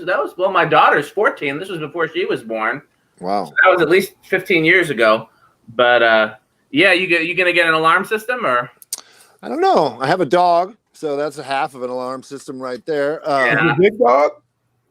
He's big enough. If you heard him barking, I wouldn't want to come through a window with that on the other side. All right. Personally, Mm-hmm. But no, I don't know. I don't know what we will or won't do other than just, make sure we keep it tight around the house and hope for the best. But what can you really do? What you can really do, but we talked about that. Never been my speed, but it's, anything is possible these days. I definitely don't, a friend of mine said the other day, what happens when there's someone in your hallway and it's not you or your wife? What are you going to do? You hope to never cross that bridge, but if you end up there, you're going to have to do something. Right. So. I'm not a gun guy, but same. Right. Like I was saying, Icky James called me out of nowhere and said, I know you're not that dude, but I got a shotgun, 6 slugs. Right. Keep it in your closet. I was trying to explain to him like we were talking. I'm like, I don't know, man. If you put on boxing gloves, you better get ready to fight. Right. You plan on swinging. Right. It's like if I got a gun, I in my mind, whether I'm being superstitious or not, that energy put out into the universe when I put that thing in my house is that I'm preparing for something that's coming. Right. I agree. Yep. I don't know if it makes rational sense, but it makes sense to me in spiritually, apparently. Yep. Yep. And that being said, I do have the aluminum bat next to the bed. Yeah, right, sure. And anybody tastes a little bit of that, it's going to be a situation. So, yeah. But the one time I thought somebody broke in, ADT called my parents' house, and I was over there. And they said, "Oh, we're calling to say that we detected some movement in Michael Bland's house." And I was like, "I'm Michael Bland. What's going on?" Right. And oh man! I sent Icky James over to the house. And when he got here, the cops were already in the backyard looking around, and so he went back to his truck and he vacated the premises before they tried to hem him up. Yeah, exactly. Right. So, right. Oh, you know how we look, JT. We always look like we did something. Sure. Yeah. But it turned out to be like a little like a cobweb that was just like going in front of one of the sensors. Yeah, right. That's the thing. Sometimes anything can trip one of those sensors, and then you're going, "Oh no, someone's getting into the house." It's like, actually, no, there was a moth on your window. But living with the idea that somebody violated my premises like that, scary. Just even that hour was like I felt like defiled. I get it. Yeah. I just that feeling. Like yeah, I'm like familiar with it. like I said, the person who tried to get into my place didn't get in. But even that feeling of, wow, my house got tried today, like that in itself is a strange feeling. Yeah, so I hope that it was just someone walking down the street and saw a cracked window and looked at it as an opportunity and wasn't able to get in and maybe heard a dog bark, and hopefully that person's not really trying to come back. Moving, but that sense that somebody might have been eyeballing your place and whatnot, that thing. That's I mean, and again, I have a recording studio in my house. I'm surrounded by a couple dozen guitars and keyboards, and I mean, if I got wiped out, I would be wiped out, and someone would be, hitting a jackpot today coming in here for sure. So, but what can you do? We'll hope for the best, and keep your eyes open. That's all you can do. JT, we've never had this conversation, but if you're interested in praying, that'd be a thing to pray for. Oh, sure. Yeah, I feel it. Yep. So, let me ask you this question: Is all the gear insured? I mean, I have homeowners insurance, certainly, but I don't have a special policy. I've certainly not been the best at documenting and serial numbering, and I also another thing that kind of that shook up the other day. Like, you know what? It is time to take pictures of all this stuff and logs serial numbers and get values, and just because, I mean, I've had a couple guitars stolen before on the road. So I know that feeling, but it's not as tight as it should be. That's for sure. That's what's happened to me. So honestly, when they broke into my house, I had so little at the time that they got a lot, but it wasn't much. You know what I mean? Like, it was, the stuff I had wasn't that valuable. Sure. But there was one time when I was traveling and doing session work, and I had a whole bunch of guitars with me, and I had a whole bunch of just stuff with me in general. And I mean, they got my custom shop Fender, and they got a whole bunch of stuff. And it ended up, I mean, monetarily, it ended up being way more. Did we lose him? Or am I the one that got lost? Yeah, I hear everyone fine, including you, Michael. Yeah, we're all here. Yeah. Okay. You know what, though, Michael? Let me put you in your favorite spot, though. Hold on a second. Oh, right. I'm in the Michael spot. That doesn't feel right. Yep. There it is. Can't be in the Michael spot. Comes up shaking his head. So, but yeah, and I've told this story a number of times, especially in the current conversations about restructuring the police, because in the times when my gear has been stolen, the police were absolutely no help, but my insurance company was. And so what saved me the time that I had the really valuable stuff taken was that everything was insured. Right.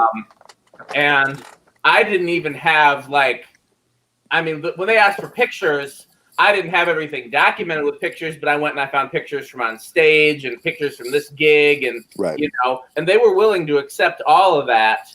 And I ended up coming away with enough to get all new gear, in some cases better, So I mean, that's just coming. So you're saying I should let someone come in here and take this stuff, is what you're getting at, right?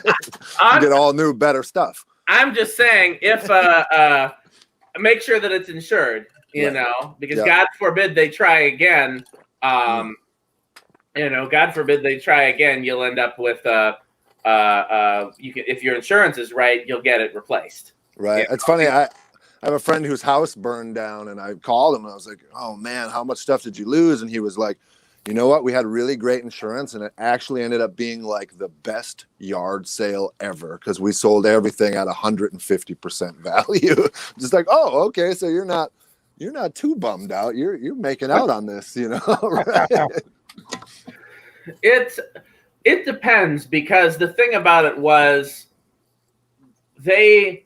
they wanted to give me the depreciated value of everything. Right. But in some cases, if you've got a vintage guitar, that's going up. Right. And in other cases, if you give me the depreciated value of, is he freezing for you too, JT, or is it just me? Just you. Clean, totally fine here. Our internet's kind of jacked up. My wife was just saying we got problems. Help, Xfinity, help. They're no help.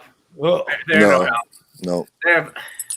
I mean, not to get off on a tangent and completely unrelated, but these monopolies that these companies have, where they have no, with cell service, your options are terrible or even more terrible. You know, with internet, you can go with this terrible or that terrible, and since the companies have a monopoly, there's no incentive to innovate or to give good service. No, yeah. I got the same thing going with Xfinity. We cut everything back because all of a sudden just having basic cable and telephone and internet's like $200+ a month. I'm like, you know, I barely even watch TV. Why am I shelling this out? You're right. We don't. We just do the internet, and then we have Netflix and Amazon Prime and all the streaming services. But even the internet's like close to $100 a month, and we keep upping it because we both working from home and me doing session stuff, and now that we're doing the show and wanting to be able to send files and stream and this, that, and the other thing, and we keep upping it, and I swear to God, when we complain and say, you know, our service isn't good enough, they're like, oh, slow them down more so they'll buy more stuff. Right. Who knows, man? I mean, it's like I heard that I mean, it may be a myth, it may be true or not true, but somebody told me once, like you do those what do they call it? When you get those notifications to like for updated software on your computer. Oh, those are slowing it down every time. Yep. Apple software updates, right, to slow your machine down because you've had it maybe 3 years now and it's time for you to spend some money again. Yep. Yeah. Like, I mean, I wouldn't put it past them. I know it sounds a little conspiracy theory ish, but it would be easy to do. It would certainly be easy to do. And I mean, we talked about this before. Maybe I was talking to Dave about it. The term planned obsolescence. Yeah. That's a thing now that wasn't a thing before. Back in the day, you build a car and that car lasts 50 or 60 years. Now it's only supposed to make it 8 or 10 years or what at best, you know. Planned obsolescence is a real thing for companies because they want to get you to spend that money again. And the sooner the better. And the more often the better. So, Michael, what are you eating? What I'm eating is what is it called? It's from Naf Naf, the Naf Naf Grill. I don't know if they have that in. Never heard of it. Mediterranean, falafel, basmati rice, some chopped salad. All right. Pickles. Yeah. Dino's has got a nice falafel up here. Tahini sauce. Oh, right on. Yeah. Not bad. Yep. Mm-hmm. Yeah, you're right though. I mean, I think I've been told that the phone updates do deliberately make it so that you can't use your phone after a certain amount of time, at least with Apple, because they want you to upgrade to the newest one, and otherwise you have no incentive. So right. Charles Hayes just said it. 826. You want to put his remark up there? Who? Charles Hayes. Where are you at, Hayes? This is the only one I saw. That's the one. Yeah. Oh yeah. Right. iPhone upgrades. I remember hearing that in the early 2000s. I knew a lot of guys running Pro Tools who didn't do software updates because they said their machines lasted much longer if they didn't. They just leave them offline. And then ultimately they hit you with that next upgrade where it's like, oh, you got the number 4 phone? Well, now you're done. You know, like sooner or later that next upgrade won't work with your hardware. Now it's time for new hardware, or you can't have this and that and the next thing. Real quick, I'm going to go on another tangent real quick because Pete Oleg just commented. Pete was in a band with Polly Ryan. Okay. And Todd just made me aware of that in the comments earlier. I don't know if I can find that comment, but I was going to shout him out, but I didn't think he was watching. I'm looking for Todd's comment. Played with Polly. Yeah. I wonder what band. I think he was saying with the Oil Drum Band. Oh, okay. I'm looking for Todd's comment to see if I can find it. It's probably buried in the. Here we go. So okay, yeah, I'm with you, Nia. My phone is. I got an old BlackBerry. I'm not moving. And she said, "I'll happily run." Yes. I was actually going to use Nia's phone as the example because, she had her iPhone 4 for I don't know how long. And was just not going to upgrade until they wouldn't let her use Instagram anymore. Right. Like they upgraded out of Instagram. And she's like, well, I guess I got to get a new one. You know, I mean, I'm still running. Are you a Mac guy or a PC guy, Jeremy? I'm a Apple. Yep, Mac guy. I figured most music people are. I'm a PC guy. And the computer that we're on right now, right here, where's the camera? Right here. It's still Windows 7, and I'm not upgrading it until, as long as it lasts, I'm going to be on Windows 7. Yeah, I used to try to keep up with the phones and all that stuff, and now I'm the same way. If I drop it and it breaks, or if I finally get to a point where it's obsolete, then I will upgrade. But I don't need to keep up anymore. That's just, I get around just fine. But same thing with Pro Tools and all that stuff. There's always a new upgrade, or this thing upgrades and now that thing stops working, so you got to rebuy that thing, and it's hard to spend money on something you already paid for just to prove it. Yeah, that's the phone I'm rocking. Right, and then they got Michael Bland over there. Right. Yeah, I refuse, man. Are your computers are all Macs, right, Michael? Yeah, I can't mess with those PCs, man. I don't even know how to work them. Charles Hayes will swear that, probably that PC is the way to go. But if you can build a computer, it don't matter what you got. I remember Charles, oh man, building a computer is easy. All you got to do. I'm like, easy for you to say. Right. I'm not going. Charles is a genius. Yeah. I am not a genius. I play a genius on television. Right. You had me fooled. Right. Yeah. So, that's honestly the reason why I'm a PC guy, though, is because I'm not a genius, but I can do my own repairs for the most part on a PC. Then maybe that is the advantage, but I ain't the one. I got songs to write. I got vocals to melodine. I can't stand around. Same. I know how to work in the computer, not on the computer. That's for sure. Right. And I only know really the few programs, Pro Tools and a couple other things. People always call me up with computer questions. Like, I'm not a computer guy. I need it for Pro Tools. That's all I know how to do. That's the only reason to do it. Right. And it's funny, man, because I don't know. You and I have probably talked about this a couple times now. Just how the only reason I even got a computer was because John Fields was like, dude, what are you doing? You have an iMac sitting in your house and you don't even get on it? How come you didn't check your email? I emailed you 3 weeks ago. Sure, yeah. What do I need this thing for? And then he pushed through the like the AOL the online. Oh, back when like iChat and Instant Messenger, he used to have that on all day. Yep. He pushed a compressed file of the entire Sgt. Pepper's record. Because this is why. Bing. I can do this right now. Like, music is going to be, there's so much you're going to be able to do. Able to do. Yeah, he was right. Dragging your feet. Answer email. Who do you think you are, Paul Westerberg? You can't be a Luddite. Well, what are you, Dave Perner over there? Right. What's wrong with you? Yeah. So that's Fields. Fields is definitely a champion of that stuff and gets a lot of people on board. And he's right. And he is hip to what the new stuff is and how it works. And when he shows you, you go like, oh, right, I want that too, Yes, I call him a positive nuisance. Right. Yeah, I can see that. He shames you until you just, okay, all right. Yeah, I'll get one. I'll pay the money. All right, I got it, man. Right. And then the new one comes out. Yeah. And then the new one comes out right after you buy it. Yeah. I will say I was a little late.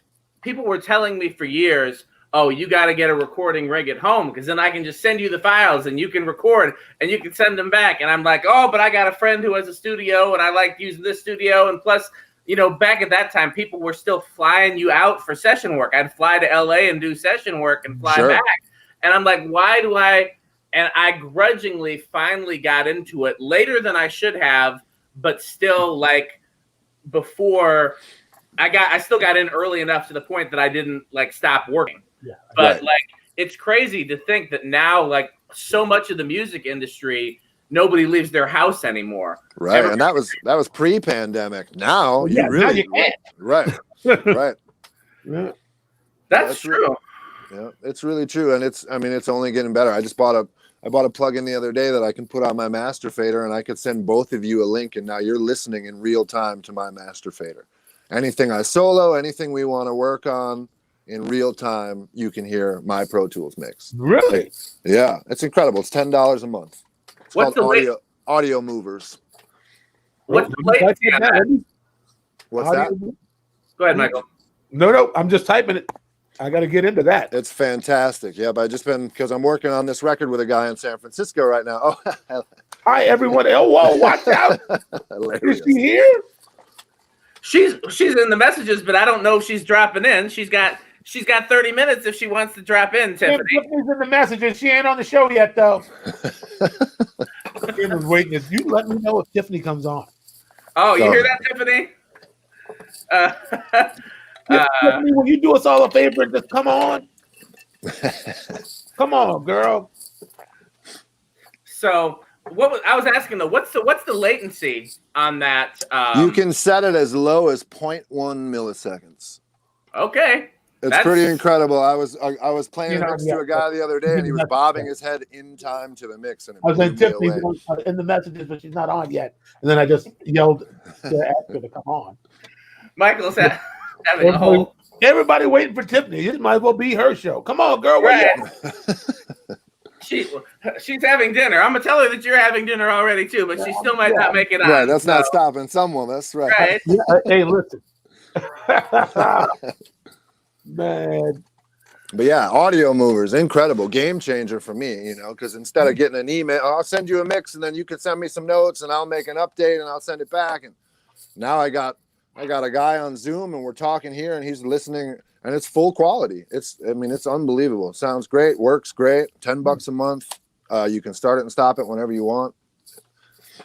Something else. Technology. Great. So somebody was asking me the other day about like doing music virtually with everybody's in their own home studios or whatever, but doing it in real time. And my thing was I assumed that connection speed and latency would be prohibitive for that, but it sounds like we're kind of getting there. I think it's getting closer. I don't think you can actually do a proper rehearsal and be sending things kind of both ways at the same time, but like this Audio Movers thing is the closest thing to that type of real-time Pro Tools situation. So I'm assuming that, especially with the current state of things, that online rehearsal is going to become real pretty soon. I'm sure somebody's working on it. I wonder what the requirements are going to be for your internet connection and for your machine, because I feel like the prohibitive thing is going to be people not having a fast enough internet connection and people not having a fast enough computer. Right. Well, right back to that. It's time to upgrade that internet and buy that new machine and spend that money. Hey, get that brand new thing. Gotta have that new one. Yep. Oh boy, they got it. They got it for real now. Do you remember Res Rocket? I don't know. Res Rocket was a program that I tried in the 90s. A lot of people tried in the 90s, where you could essentially jam with other musicians over the internet via MIDI. Oh. And how bad was it? Well, it wasn't in real time. You would lay a track. You would all be in the room or in the studio. I see. And then you would lay a track, and then somebody else would come and lay a track, and then somebody else would come and lay a track, and you'd have created a song. And I found it to be very enjoyable, but not anything you could really use professionally. Sure. But it was fun. I mean, I was essentially a kid, so it was a fun way to get out and network and make music. But I don't think it was practical. I mean, you had the limitations of MIDI, period, just with a sequencing and quantization and all that, but it was ahead of its time. Yeah, it sounds like I never heard of it, but it sounds like it was probably pretty fun. I don't even know how I found out about it. And then so you'd get these guys, because this was back before, everything was. So you get these guys that would buy the full-on electronic drum kits just so they could be in those rooms playing drums and stuff like that. Right. And I remember when my MIDI keyboard, I don't remember if it broke or I had to give it back to the school or whatever happened to it. And then I was sitting there on my computer keyboard, like using the computer keyboard as a keyboard, because that was. Right. But yeah, it's crazy to think what you can do now. I mean, I'm still happy that you can send me a session and then I can send you back the WAV files. Right. that alone is still pretty. Sure. It's changed the game so much for music. Yeah, I don't think we're gonna see Tiffany. By the way, she's. I think it's date night, so maybe another time. Right. I know she wanted to see Jeremy's hair, but well, it's here.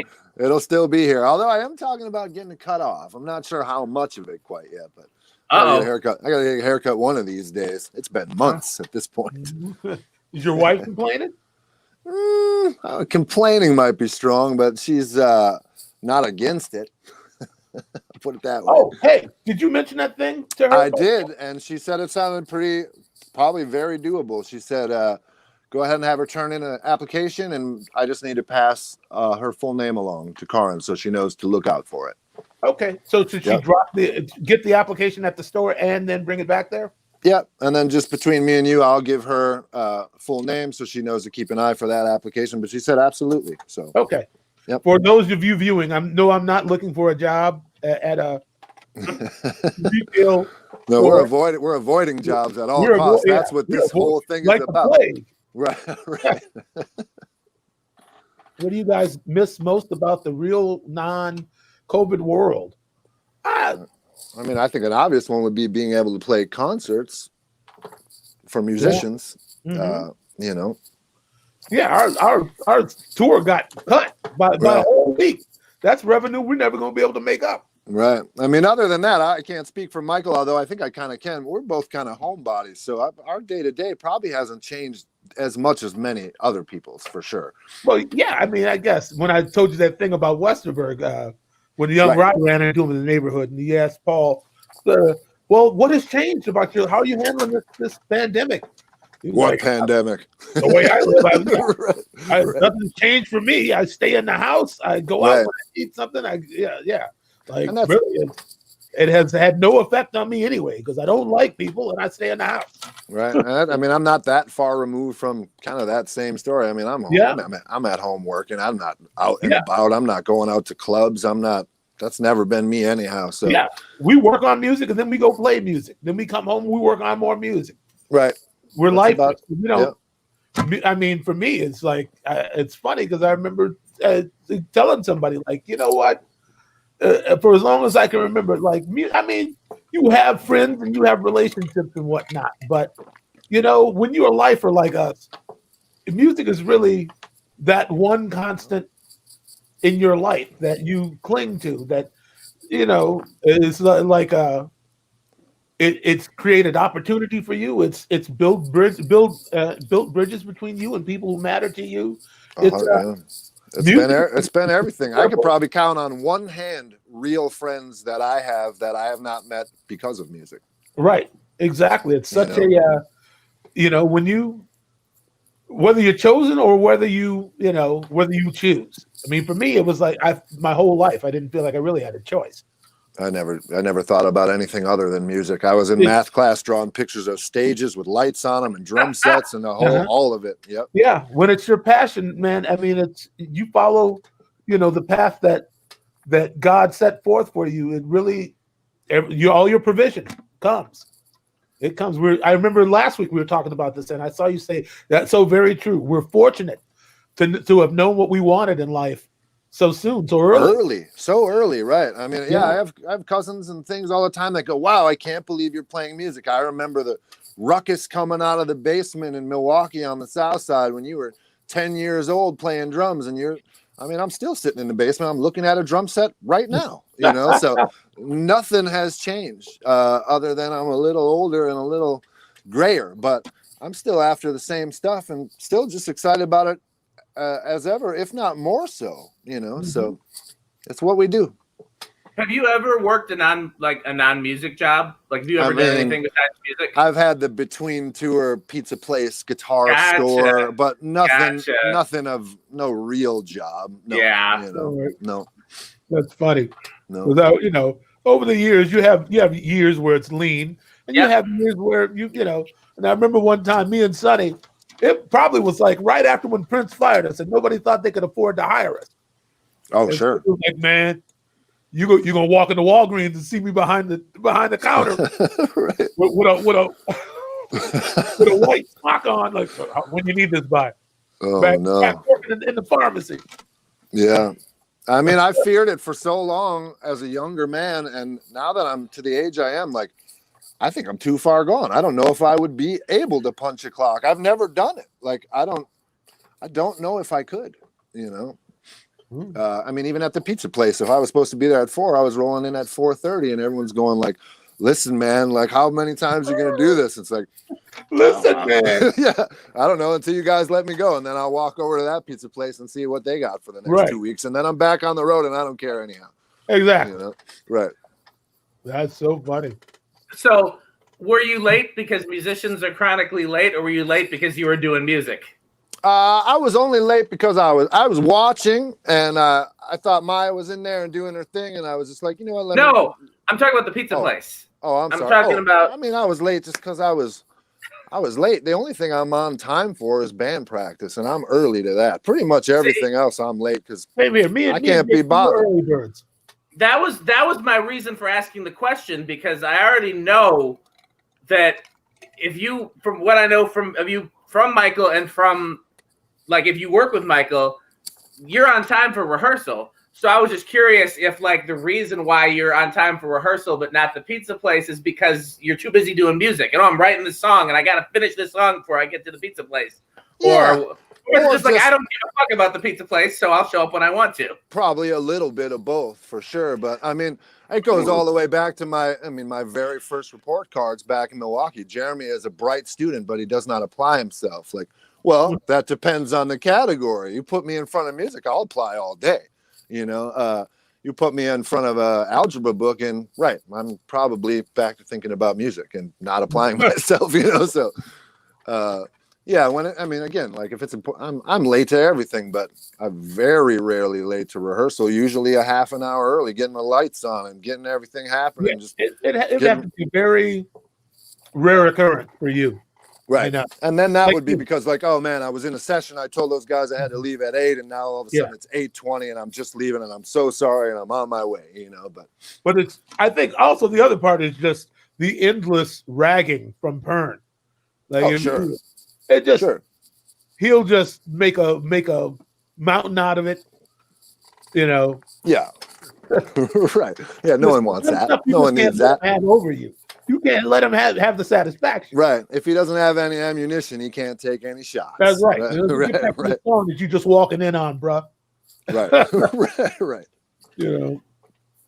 I was kind of trying to process that because like my whole thing was like the same focus that I applied to music, I tried to apply to everything, and I did it, but I hated it everywhere else. So I'd be on time to math class, and I would get A's in math class and be miserable, you know, but then I'd be on time to rehearsal, and I'd apply myself to rehearsal and be happy, you know. I was just kind of trying to like, because I wonder if I would have been happier if I would have cared less about the things that I didn't care about, you know.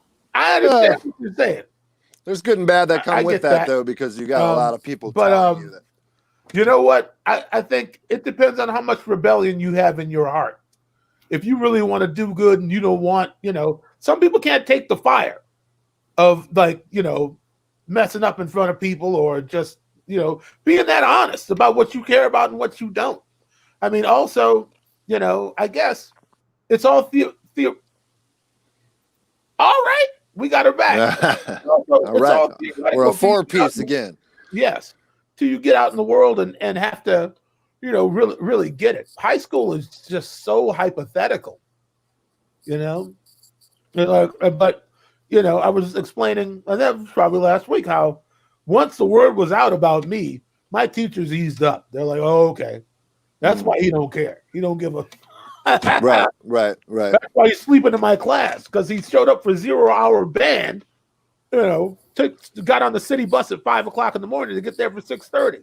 Yep. You know, 0-hour band. That was the year I quit jazz band, is when they moved it to 0-hour. I was like, man, I'm barely making it to first hour. I can't get here an extra hour early. Well, JT, I'm not going to look at it like as a, you know, I'm not going to hold that against you, man. That was the year I left the jazz band, though. I remember that. Yeah. Well, listen, 0-hour. We all want it badly in our own way. Yeah. I guess you weren't going to do it. We lost Michael again? Yeah, he's frozen up again, I guess. So, well, while we're waiting on Michael to come back, so Jeremy. There he is. Yeah. Good sound, Michael? He's back. It's all right. I was just jaw jacking, man. No, don't pay me no mind. I want to hear what Maya has to say. What'd you eat, Maya? What'd you have? What am I eating? Yeah, or that. Or so I'm eating Chick-fil-A, even though I'm like they're horrible people, but they make good food. So it's good. All right. It's that internal struggle. Anyway, that's a topic that we would get into if it wasn't 10 minutes to go, because I would be interested in your perspective, because for in the street mac and cheese, this is pretty legit. For in the street.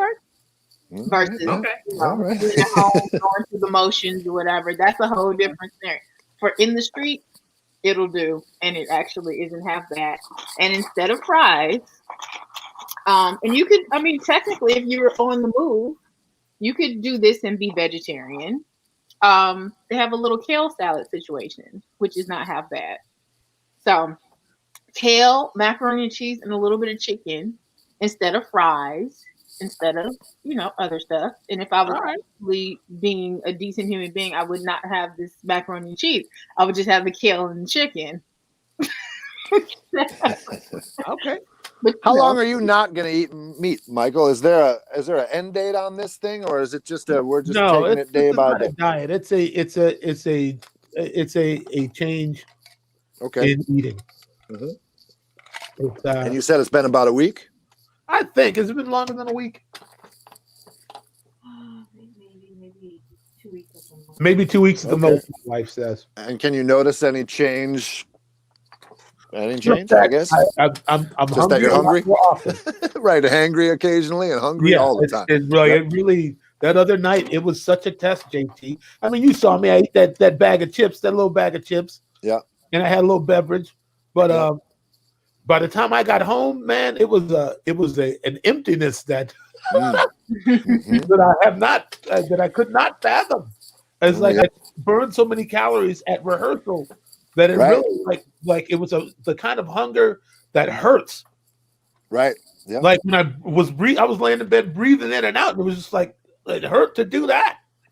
So then I just mixed up that protein shake and just fought through it. I fought through the night. Because there was nothing else I could do. I went for the late night peanut butter and jelly and Cheetos. Old school. It was not bad. Yeah. Felt like not flaming hot though. That sounds like stoner food. Sounds like what? Stoner food. Yeah, I'm not really doing that right now, but I don't know. Just you get home from practice. It's like you got to have something. You don't want to stop at a fast food place. So. Yeah. So the joy of Pepsi of going without meat though is you can eat more vegetables because you're not that same caloric intake as far as like a meat.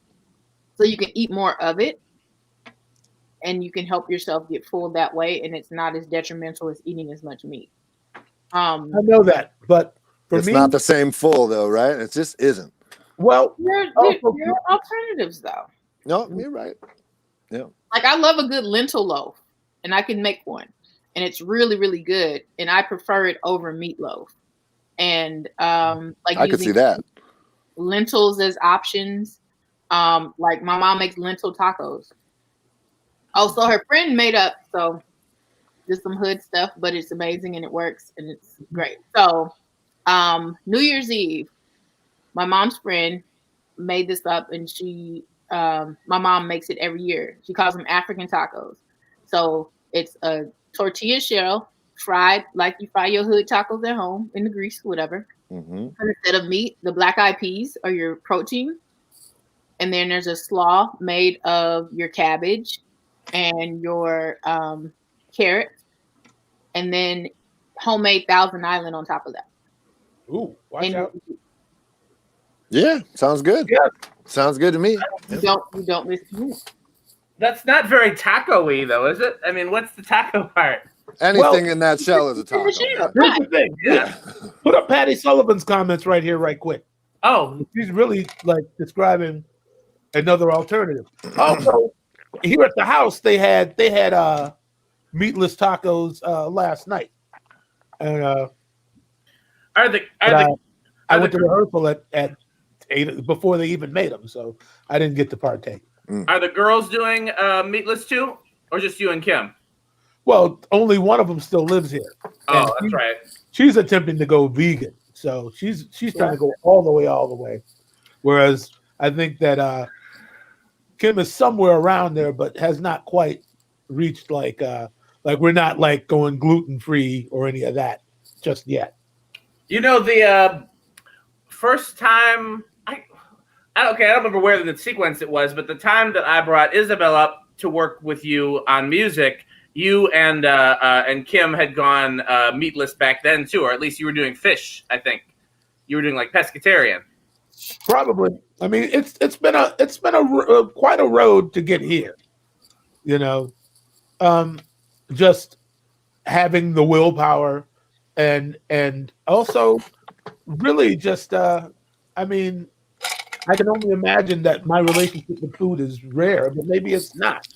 It's just there's a lot of emotions involved in it. You know what I mean? It's like I really was surprised what started to come up just from the elimination of certain things from my eating. And it's almost like you saying goodbye to an old friend. Well, and it's not just mental, right? There's physical changes that happen in your stomach and cravings change, and it's a different thing, right? But it's like that kind of gratification you get from eating exactly what you want. Like that's something that I have to be dead to now. You know, I'm really like whatever my wife serves, I'm happy to get it. Because by the time it comes, I'm so hungry, it don't matter what it is. Right. Yep. And not that she can't cook. She's a great cook. But sure. She asked me, how do you like that? I don't like eggplant. That don't mean I don't like her cooking, but that flatbread went right down.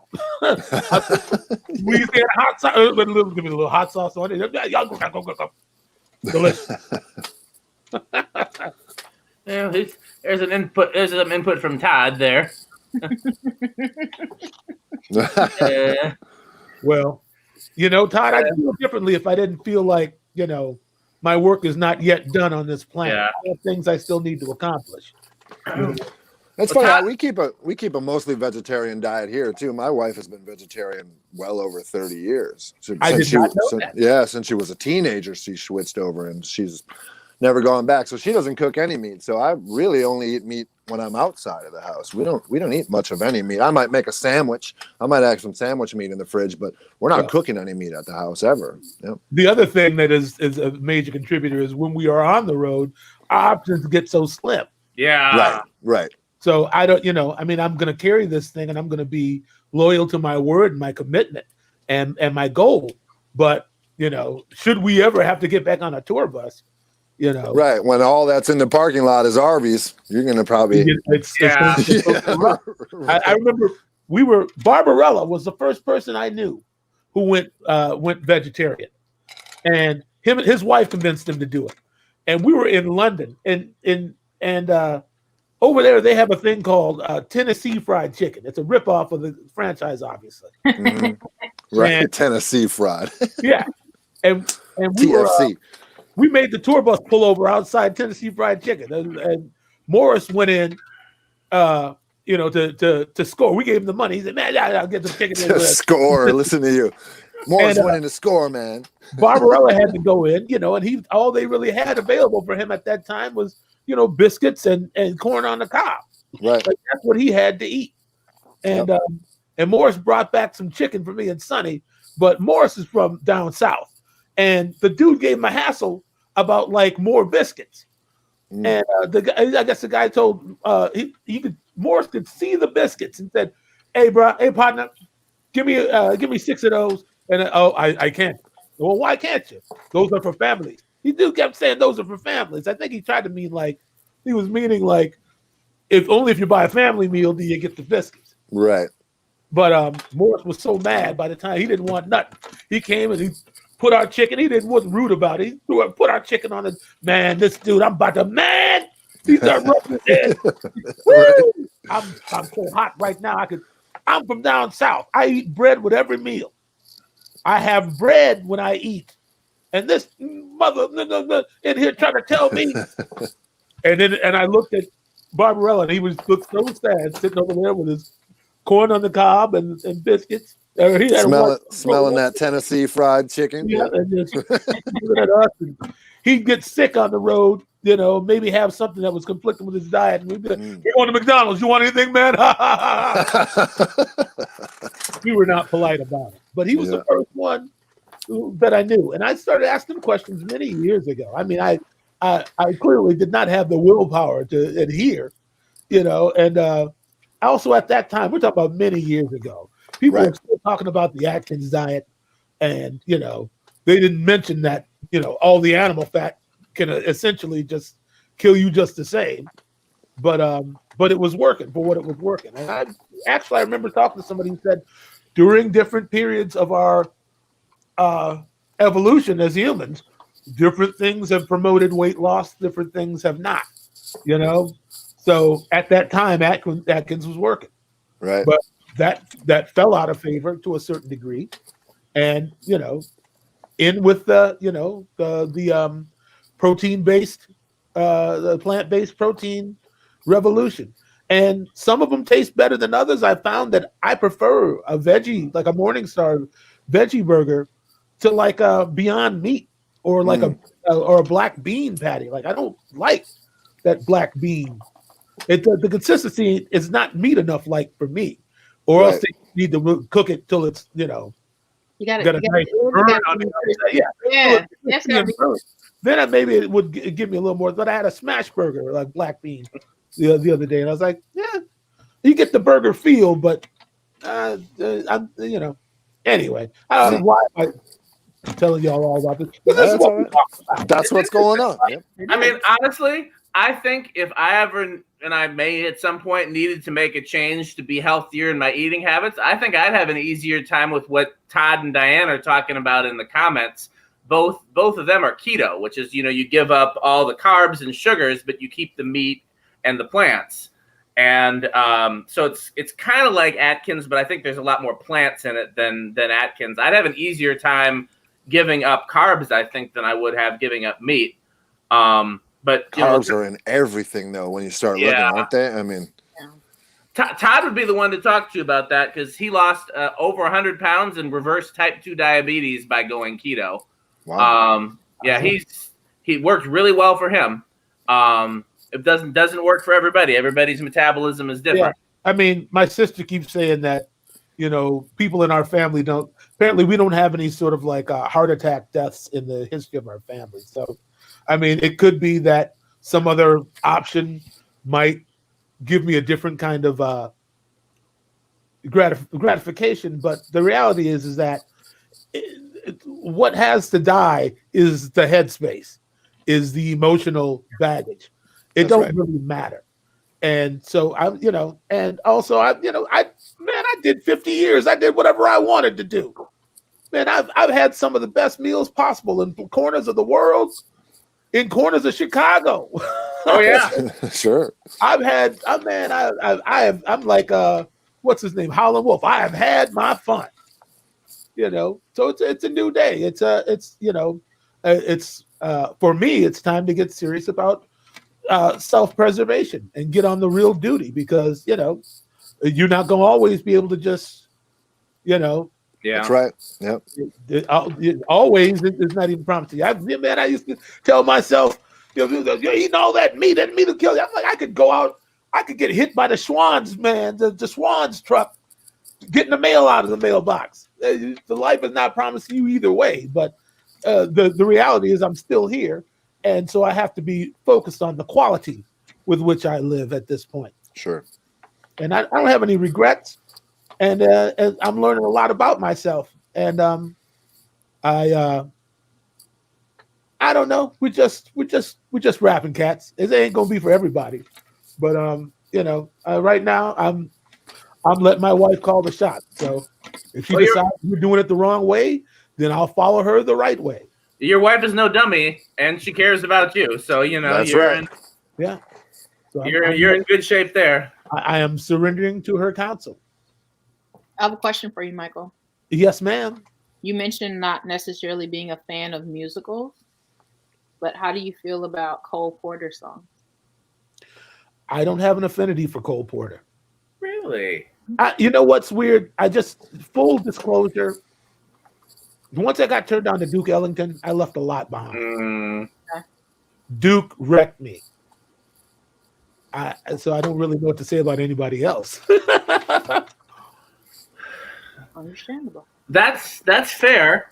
And Michael's not exaggerating. Michael and I sometimes just email each other back and forth with whatever music is in our spirits. And Michael has sent me Duke Ellington multiple times. I just feel like it's the type of music that everybody needs the chance to hear.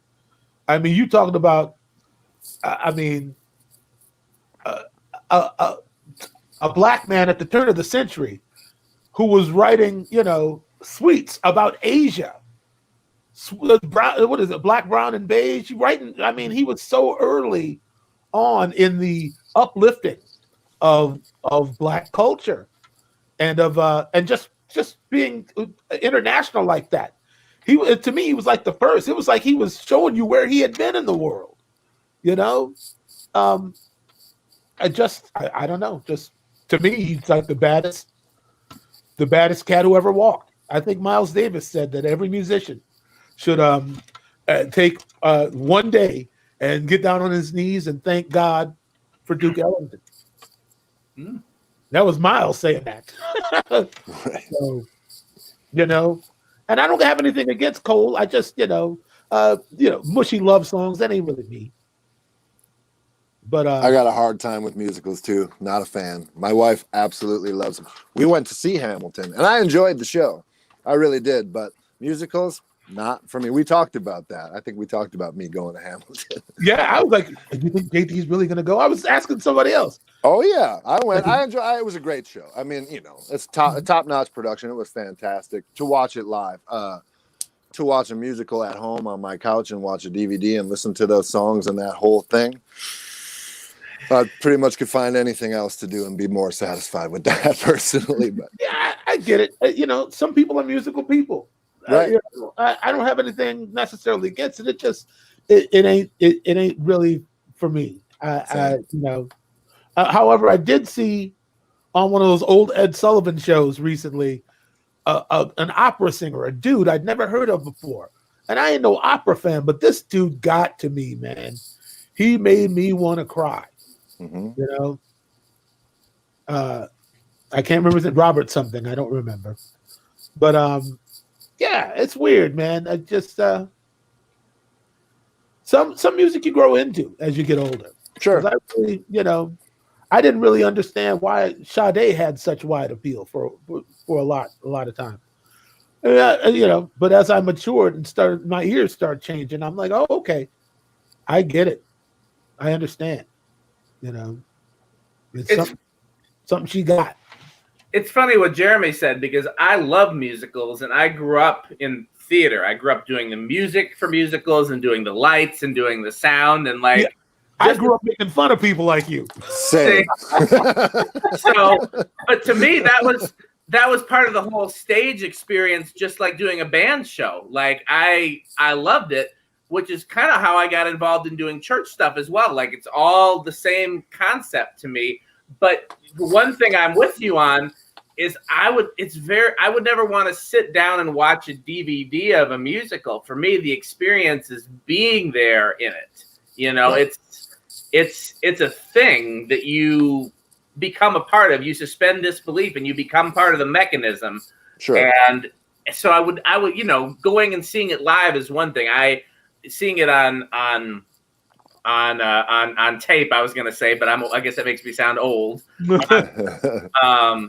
Is another. But yeah, I mean, to me, like actually being there and being a part of it, to me, if I was playing a show at a club with a band or playing in the orchestra pit with a musical, to me, that was the same appeal. Sure. I could see that. I feel that way about sports. I'm not a big sports fan, but if you go to a game, it's exciting. I can't watch baseball on TV, but take me to Target Field, and that's a great time. Exactly. Yeah. Wow. Yeah. All right. Yeah. I will say this. On TV, I do not get it. I don't know how to watch baseball, golf. I don't get how you sit and watch that. But being out there, like Jeremy said, being there is a completely different experience. Mm-hmm. I'm sorry. I was just going to say that I got a little more interested and started listening a little bit more to musicals after I figured out that Prince was really into him.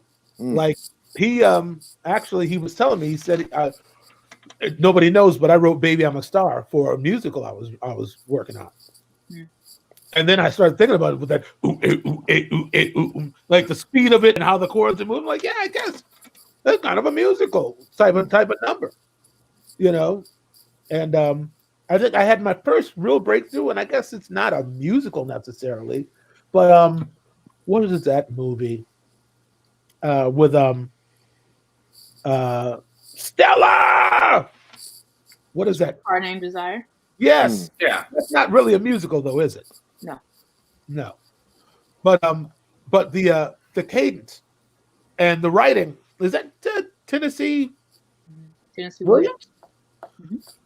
It messed me up. I actually was laying in bed and it came on like Turner Movie Classics, and I watched it and I was tripping out. I never had such an appreciation for prose, and I didn't even realize. I realized at some point, like, everything's rhyming, but not in a way where it was like conscious, like something about it. But I guess that's not a musical anyway. So, but he messed me up. It's the same universe as musicals, though. You know, it exists in the same fabric as musicals. It's definitely, like you said, there's a musical quality to theater that doesn't necessarily have songs in it. You know, it's a performance, and there's, you know, it's just like poetry is musical even when there's not music behind it. Sure, absolutely. You can Langston Hughes, you can read it any time, and it never loses its potency. Maya Angelou, same thing. Diane, you are correct. Anybody can beat the Cowboys. I'm not a Cowboys fan. You're not going to get my vote with that one. Correct. So Dan, yes, Maya. along the musical subject line, what is your favorite gospel stage play? Because those are totally different from That is so. I really enjoyed, and I know I'll get some backlash for this. Before he became a household name, I really enjoyed the original Tyler Perry stage plays. Did you? Back before before he got a Hollywood deal and he started making terrible movies, he was making plays that I found very enjoyable. They weren't good, but they were really enjoyable to me. The music was good. They were everything a Shetland Circuit play was supposed to be. And so some of those really, I'm trying to remember what his first one was that, like, it was probably I Can Do Bad All By Myself. Probably. I really liked those. And then my godbrother did all the music for most of David Talbert's plays. So I'm trying to think of, I should name one of those because that's my godbrother wrote all those songs. So I'm supposed to like those. I can't even remember the names of them. I mean, pick a random name. What was the funny thing about gospel stage plays, though, is like the story is secondary to all these hot songs that we're gonna throw in there versus like a musical. It's like these beautiful songs that connect the story. No, a gospel stage play is we about to give you all these hot gospel songs, and then we gonna throw some horrible acting in between. Horrible acting, because they hire the singers that people want to hear. They do not care about whether or not you can act. Let's get the best singers. I'll tell you what. I'm not a fan of JT. Do you know who Tyler Perry is? I mean, I know about some of the movies, but I don't know much. Right. I know he puts his name in every movie. Yes. So I don't like him for that reason. I know his name because he's always dropping it. Right. It's always Tyler Perry something. Presents, yeah. Right. The only thing that I can deal with from him really is Meet the Browns. I watch that. If it comes on, Mr. Brown, I think is the funniest person on television. He's that same person in real life. That's him. He's hilarious.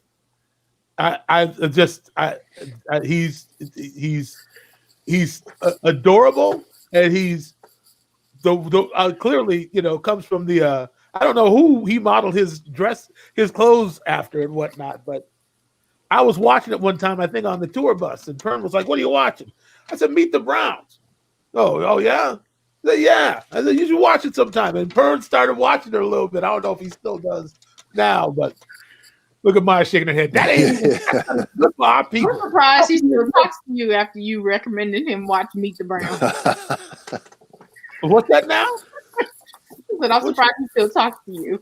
Oh, I'm sorry. That's it. I mean, if I'm gonna watch Tyler Perry, give me the gizzards and feet up front. I don't want to. I don't. Just let's go get right to it. I'll take the gizzards and feet combo, please. Because I tried watching one of those. No, it might have been Diary of a Mad Black Woman. It was like the only DVD I had, and I was staying in somebody's pool house in Los Angeles, and the TV was like a little camping television, and they had a DVD player. The only thing they had was Diary of a Mad Black Woman. I was like, I can't even watch this. I'm about to out the window with this thing. I mean, the best part was she almost drowned the husband in the bathtub after he became a paraplegic. I mean, that was like the best part of the movie. All right, the look on your face, Jeremy, is the best. You also talking to somebody who had to sit through. I guess I volunteered to go Waiting to Exhale when it came out in the movie theater. Oh, it was the whole thing. I was an underage child and was taken with the other women in my family because it was a thing at the Magic Johnson Theater. Girl, you got to understand how these men are. This is how you have to deal with them. Yeah. Oh my goodness. You were indoctrinated early. I did not pass that to my child generationally. We don't do that. I don't make her watch those things. Although I did make her watch Imitation of Life.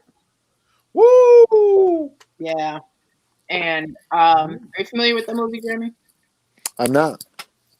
So this is not a horrible movie. This one's actually good. Okay. All right. Right. Yes. So, and I showed it to my daughter. She was 6, 7 at the time. And it was like maybe 6 months or so after my aunt had passed, who she knew. And so that affected her. And there's a funeral in the movie. And that part, my child lost it. And I was like, oh, crap. Like, I'm the worst mom ever. I don't know if I can go that way. But I will say my parents, it was like, it might as well have been the dinner table. Like, you eat what we eat. They went to see The Exorcist. I went to see The Exorcist. I was probably 6. Man, I remember that too. My mom would come home and watch late night scary movies and have a glass of wine and let me stay up. And I'm like, I'm too young to be looking at this. I'm not supposed to be watching this. Right. They went to see The Godfather, the scene with the horse head in the bed and everything. Oh man, yeah. No wonder I'm so twisted. That was all the Scarface when I was like 3. I remember eating yogurt and watching Scarface. But I guess that was the only way he could go because he was on kid duty that day. Oh and man! I was, no popcorn. I'm sitting there eating my Yoplait, watching people get shot up. Yeah, I remember Unsolved Mysteries used to scare me when I was a kid. My mom would be watching that. And I'm like looking out the window, like thinking I'm seeing faces. Right? Yeah. It was a cold December day. Yeah, exactly that voice. He still hasn't been found to this day. Exactly. Oh, right. If you put the sketch up with the dude. Yeah, right. I think I saw that dude yesterday. Yeah. Man, that music, that song comes on, I still get a little like, ooh, something's wrong. Actually, very scary. Unsolved Mysteries, dude. That ain't no joke. I will watch it now. There's a new one. There's a new one on Netflix. And I'll change the channel. Unsolved Mysteries. Yeah. That and Law and Order will never get played in this house. No Law and Order? Never really watched it. We got a strange sort of like her baby daddy used to watch it all the time, and my ex-wife used to watch it all the time. So I was like, "You like Law and Order? Hate it. Me too." Perfect. So that's out. I don't care which one it is. SUV, SU, CSI. Right. I'm not. But a Law and Order. Nope. See, I like Law and Order. I bet you do. And those people, I also just resent the fact that they did their little show and they're living off those residuals till they die, probably. That's sure. The most heavily syndicated show on television. Well, I wonder if do actors make anything off syndication, or is it just the writers and producers? Oh, no, I think they do. Oh yeah, yeah. Okay. I was the Screen Actors Guild. I was just kind of circling back to our conversation earlier about Clyde Stubblefield and wondering if there's Clyde Stubblefields in the acting world whose shows are in syndication, but they're not making anything off of it. You know? No, you may have made a bad deal, right? Or sold your stake at some point along the way. Yeah. You know, but see, Patty brought up. I was going to ask you guys if you ever watched Twilight Zone, the original version. Oh yeah. Oh yeah, we watch it around here still all the time. Yeah. I do too. And so again, with my diversity work, I see a lot of parallels right now. So to me, that's one of the best written shows ever produced. If you watch some of the themes and stuff are still relevant right now. Rod Serling was a genius. Oh, very much so. But still looks really crisp too. Like it looks new to me. It's crazy. Yeah, I know what you mean.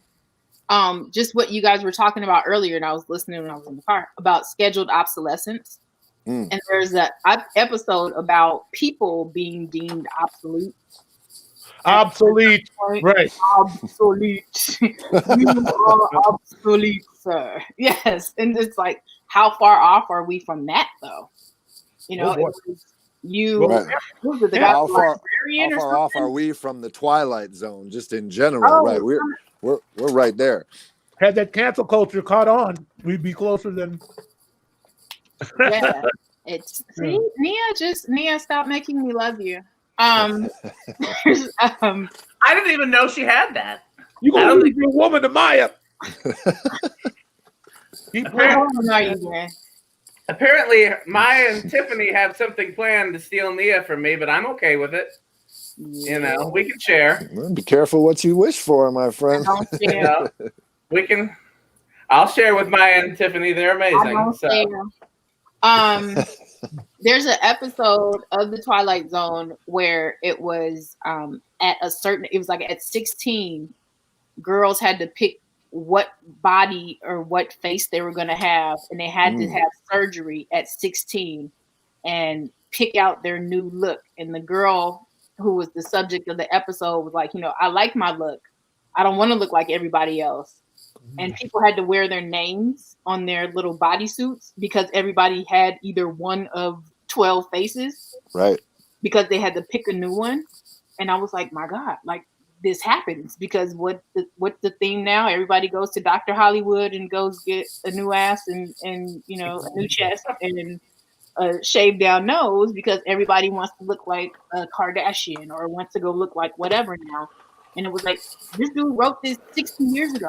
That's crazy. We were having this similar conversation yesterday. We're talking about how I don't think a model should be allowed to have plastic surgery. The same way I don't think a UFC fighter should be allowed to take steroids. I think it should be based on what you got. Yeah, but you know what? I mean, ever since the airbrush thing, true, all bets are off. True. But I don't know. I feel like I see a lot of people buying the bits that they didn't have to then make $1 zillion as, wow, look at how amazing she looks. It's like, well, yeah, after 17 surgeries, she looks all right. That's the thing. Yeah, I get where you're coming from, JT, and I agree. But people are too. You're right about the airbrush thing. It started way before the plastic surgery, and it's a slippery slope. But even that, on that, it's just because it's fraudulent. Right. But then if we go that far, then we got to stop auto-tuning these vocals out here, and we got to stop doing all this other stuff. No weed, no fake eyelashes, no. Exactly. So I guess when you start digging in, but it's just we were talking about it. We're like, oh, look at this.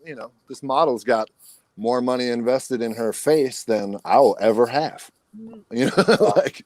Well, you know what we've learned as men, JT? We can't tell women what to do about how they look. They're gonna do what they're gonna do. Yeah. And unless you planning on playing for the other team, you're gonna just take it how it comes. Fair enough. Yep. I think that's astutely said, Michael, because one of the things that I'm still trying to figure out as a man is there are a lot of things that women do and women care about their appearance that have nothing to do with us. And they really no, right. And I'm so narcissistic and self-centered that I'm like, well, clearly you did that for me, right? No.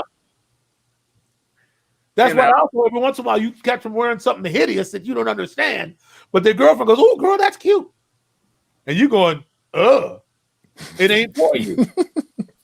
Your opinion is not needed.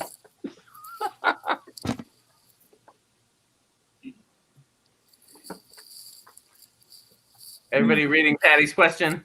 I am. Good question. You guys are music. I don't know. I mean, does it change things? Certainly. But I think a lot of great music also wouldn't be as great without some of the tools. A lot of modern music relies on those tools, not necessarily to fix things that were broken, but as a tool, as a new sound or as a different approach. And I could see both sides of the coin. To me, it's the magician. It's not the wand. Whatever. That's right. That's right. We have all these tools. We can choose to overuse them. Somebody else is going to do.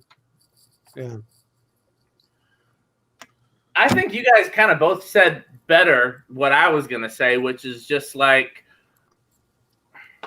I can see the beauty in not having the tools, and then I can see the beauty in having the tools, and I would rather have them, but sometimes I don't enjoy the product when the tools have been overused. Sure.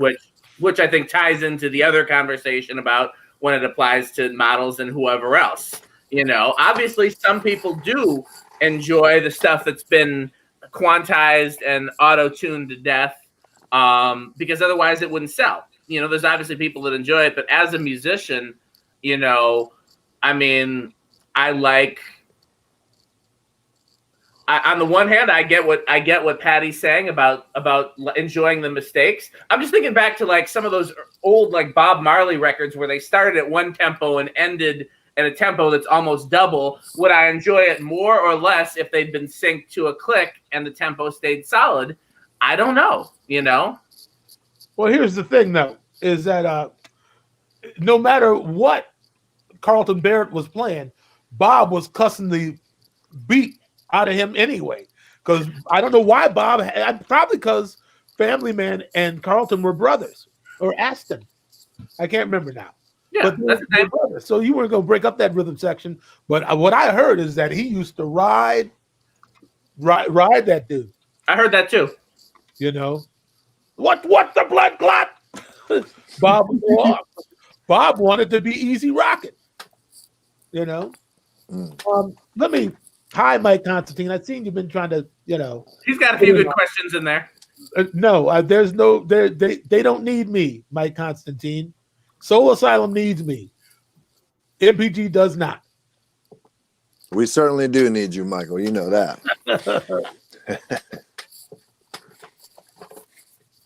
But I guess that's all I'm going to say on that. Yeah. Yeah, as far as the tools for the music, to me, at this point, it's whatever makes the music come out of the speakers the way the artist or the producer wants it to, whatever it takes. Whether it takes some fixing, whether it takes no fixing, whatever that final vision should be, I think, use the tools accordingly. I mean, they certainly get overused. We talked about it. I talked about it with someone the other day that at some point auto-tune became a step in the process, whether it needed it or not. Like if there was Ella Fitzgerald here today and you put an 18-year-old engineer at Pro Tools, when she got done singing, he would probably start tuning because he thinks you're supposed to. Mm-hmm. That I don't think is what it's for.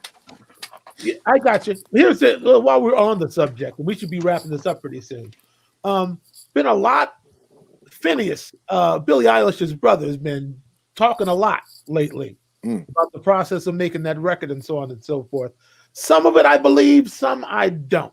I hear you on that. Because he first came out talking about he did the whole thing on Logic or GarageBand. It's like and that's what inspired me to actually go to GarageBand and look around before I moved to Logic. Yeah. Like this dude, I bet maybe he started on Logic, but somebody mixed that record on a Neve. And it got a little help. It got a little help somewhere along the way. Stories because people are asking him. And I think what he's probably doing is he's throwing out disinformation to throw you off the track. That became cool at some point. I recently worked on a record. I just read the press release the other day, and it said that this entire record was recorded on analog equipment. The whole record was done in Pro Tools, 100%. So at some point, they ran it through a 2-inch and came out the other side with the compressor. I don't even know if they did that. I think that the press release just seemed that somebody thought it would sound better to say that this record was recorded on analog equipment. See, that's not cool to me. Me either. I was surprised reading it. Like, really, that's interesting. I played drums, and I remember looking at a computer screen all day. So I don't know what you're talking about, but. So, see, because I'm one of those musicians that grew up reading the record credits like Bible, Any record that I loved, I wanted to know who played on what song, where it was recorded, who was the engineer. That's how I learned to love a lot of the musicians that I wound up loving, was from reading record credits. And the idea that there could be misinformation in record credits is, Well, that's been the case that's really forever, though. For you, I know. That's been the case forever. Let me say something. The other night when Pete and I were coming to rehearsal, Material Girl came on. And I thought to myself, it's like, I've always thought this song is kind of cheesy, but something about it got like something's hooking. Like, I never turn it off. I'm listening. I'm like, and I thought to myself, that sounds like Tony Thompson playing drums. And I said, well, Nile Rodgers produced that record, that Like a Virgin record, didn't he? I think he might have produced her first couple of records. I think that's right. And I'm like, wow. I wonder if this is Tony Thompson. Definitely Nile is in there playing guitar. And Pete looked up the credits and found out Bernard Edwards was also playing bass. What a lot of people don't understand about Madonna is that her gift has never been as a singer or a dancer. She's a strong writer and she knows good music. And I'm like, yeah, of course. If you got the rhythm section to Chic, they can make any record work. The track's going to work. Yep. I mean, that's disco, post-disco music. And she was a club kid. Right. So she's very scientific in her approach, But he looked it up. He's like, yeah, it's basically Chic on that track. Like, good for her for knowing the right thing. Or Nile. Maybe Nile was just like, y'all come out and cut, But either way, it's like, wow. I don't know. I just always like, why is this little cheesy song, capturing my attention? Then I heard that hi-hat work, and I thought, wait a minute. I used to think Jonathan Moffat played on this, but I don't think this is him. And my mind just kind of kept turning until I got to like that. I bet that's Chic, But if you got something that works, use it. That's right. Yeah. Yep. Anyway, Maya, do you have anything you would like to add? But do you enjoy sitting around listening to music, just kind of nerd out about music? I told you I learn something every single time that I get to speak with you, be it written, all right, verbal. So I'm always learning.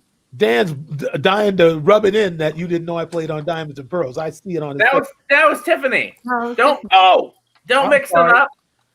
I just committed the cardinal sin. We all look alike. Yeah. We all look alike. No, I did. I'm like, in my mind, I'm a drummer. Okay. Totally not at all. That's where it starts, though. Sure. Like when I was in band class, I wanted to play drums, and the music teacher was like, "Nah, no, not you." And so, in my heart, though, I'm over here jamming. You should see me if I put Off the Wall on. Like I could do it. I switch up between the hi-hats. You know what I'm saying? Hit. So the air drumming's right. Right. The air drumming, right. All right. Well, that's half of it right there. Top on the air drum. Like top of my game on the air drums. But no, just music. I grew up around music. My father played a lot of classic rock when I was younger. Yes. And it was funny. One of my history teachers in junior high school, he was trying to stump the class because he was bored and didn't have a lesson plan that day. And so he was playing all these classic rock songs, and he was just like, whoever guesses this, I'll give you 5 extra points. And so he would play something, and I was raising my hand, and he was like, again, South Central LA, born and raised. Right. How does she know this song? Right. I was like, Cream, The Who, like he's just like both hands. Right. Pink Floyd. Yeah. By the way, Nia, no, my racism didn't jump out. My old timers jumped out. I just couldn't remember who said it. It's all right. My racism stays out. Yeah. The music is around in different forms. My uncle used to be a DJ in LA, so it was we always had the radio on. He did drive time shows for a very long time, and so it was a omnipresent source. But then my grandmother, she had this radio in her house, and it was an old school radio that was like, it looked like a dresser. Yeah, but it was fancy probably in the 60s because you had little screens where there was a TV in the middle, but then you could play your 45s on one side, and then the other side was the radio. Every day, every morning, she would turn that radio on, and this was sophisticated for the time. There were little speakers that would go into the front of the house, and then there was music in the back of the house. And she had the jazz station all day long. All right. Every single day. So now when I find myself getting a little like frantic, I'll turn on like Dave Brubeck or like go find some other music because I remember that growing up because that's what was in the background all day long. And then on Sundays, they would play the blues. And she was from Louisiana, too. So if her song came on, she'd be like, oh, yes. Turn that up. They playing Muddy Waters on Sunday. That sounds that's like sacrilege to me. Like that different kind of music while still being a child of the 80s and 90s and mixing it with what was new then, but still having that constant, what was older. Or what my parents and grandparents loved in the background was always an interesting mix to have around. So listening to you guys talk about it is just, it's just a part of the whole work. Well, we never want to have a dull moment when you're around, Maya. We value no such thing. Not only your viewership, but your your mind and your viewpoint, and also your executive production skills. As you well know, if nobody else knows, Brother Dan don't make a move without Maya's approval. All right. Well, he made one, but we're not going to talk about it. Which one was that? No, the first one and the last one, apparently. Okay, you got to DM me what you're talking about because I'm gonna DM you what I'm talking about. The DM went over my head. That's all right. So did the other one before when you Anyway. There's is this the longest episode yet? Probably. Okay. Probably. I'm not going to cut it off if the spirit is still moving. I know. That's why I told you that. Don't be saying 7 to 9 because number one.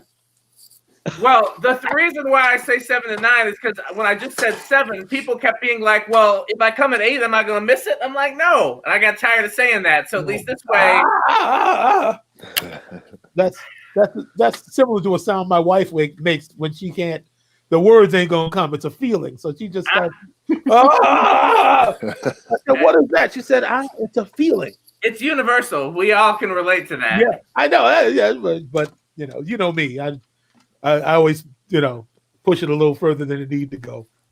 Jeremy, do you have your MUSiPOLiTiX merch yet? No, I do not. Not yet. Well, everybody who's watching, if you still stuck with us, we still have almost 30 people watching at this late hour. If you don't have your MUSiPOLiTiX merch, we got shirts, we got coffee cups, we got masks. You got anything handy, Maya, to show? I know Maya's got some of the merch. I got my dance shirt on. You got any of your merch handy, Maya, to show the people? Oh, it's over there. I got some over here. Maya's still. I'm so like. I'm trying not to be a person of my own stuff. I really am. I'm trying to be cool. Here we go. There we go. Be a possibility. Thank you. I want to be on Maya's show. I want to be on Maya's show. When's that gonna happen? We are going to arrange that so that you can be on the podcast. Yes. All right. I need to branch out. Dan's always elbowing his way into my, territory, and whatnot, playing around, trying to squeeze me out. See how it is, Dan? I work on the sideline. See, it's actually the opposite. I'm always trying to push Michael to do stuff. I want Michael to do more. I want Michael on Maya's podcast, Monday Moments with Maya and Michael. You pulled him in. You pulled him in. Now he's ready to branch out, just like I got to circulate now. It's my style. Hey. So whenever you're ready, Michael. I'm serious now. No, I am too. Ooh. All right. Play no games. Play no games. No, we're gonna set it up. I'm like 3 episodes I actually need to edit tonight. Because I have 3 episodes in the can, as it were, that I need to edit. Which is a great thing. It's a great problem to have versus I don't have any guests. I don't know what to do. Which y'all are familiar with. Fantastic. I'm excited to experience what it's like when the tables are turned. You know, it's going to be the greatest enlightening conversation ever for me. I hope so. When you said enlightening, I'm thinking about that episode that when Lamont was going back to Africa. I was having and he said to his dad, he said, "Pop, it's a whole discovery about Africa. It's going to be very enlightening." He said, I don't need to be no lighter." Enlightening. I don't need to be no lighter. So Maya, where can we go to hear your podcast? You can. It's housed on Anchor. But if you go to my website, beapossibility.com, I just updated it last night. It's on the front page where you can actually see all the episodes that I have and listen right there. So I've made it easy. I'm working on it. I'm getting better. Listen, I'm a one-woman show over here. It's a lot. That's all right. You can do it. You can do it. Maya's the classic example to me of somebody who's always doing stuff behind the scenes. Like, I never know what Maya's got cooking behind the scenes. There's always so much going on. She's executive producing our show behind the scenes. That's what I'm saying. When we start making money, you'll start making money, Maya. Yeah, exactly. We'll start making money. You booking our guests. Right. Jeremy, you got any links to share with the good people? No. I'm not promoting anything, man. No. www.soulasylum.com. Right. Yeah, check out the band, check out the new album. Right, that's all I'm into. Yeah, man. hurry up and wait. Name of the record. That's right. Doing very well. Did we drop the acoustic thing yet? The acoustic. I think that's out too. Yeah, I think that's out. Born Free. Born Free. It's called. That's right. And also tune in for the streaming tomorrow night on. Is it Spin? Yeah. Instagram. Dave and Ryan are taking over the Spin Magazine Instagram for a couple of songs and a couple other things. Yeah. Central Standard Time. Is that right? I'm not sure. Yeah, that sounds right. Yep. Yeah. So, all right. Do you want to give the benediction there, Dan? Well, may the Lord watch. We already talked about that. Don't do that one. Well, I didn't say don't do it. I just said what it doesn't have positive connotations, but it's what everybody knows is the benediction. Okay, we'll do it. So may the Lord watch between me and thee. I'm not doing it. I don't like that one. No, you don't. If you're not going to be good at it. Be blessed. Come back next week. Thank you so much. Be a possibility. Everybody that's stuck with us for the how far over are we? 37 minutes over. We love you guys. We'll see you next week. Thank you, Michael. Thank you, Jeremy. Thank you, Maya.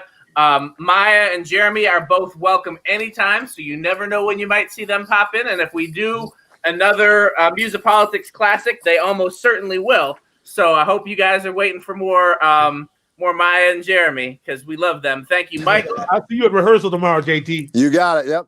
All right, ending the broadcast.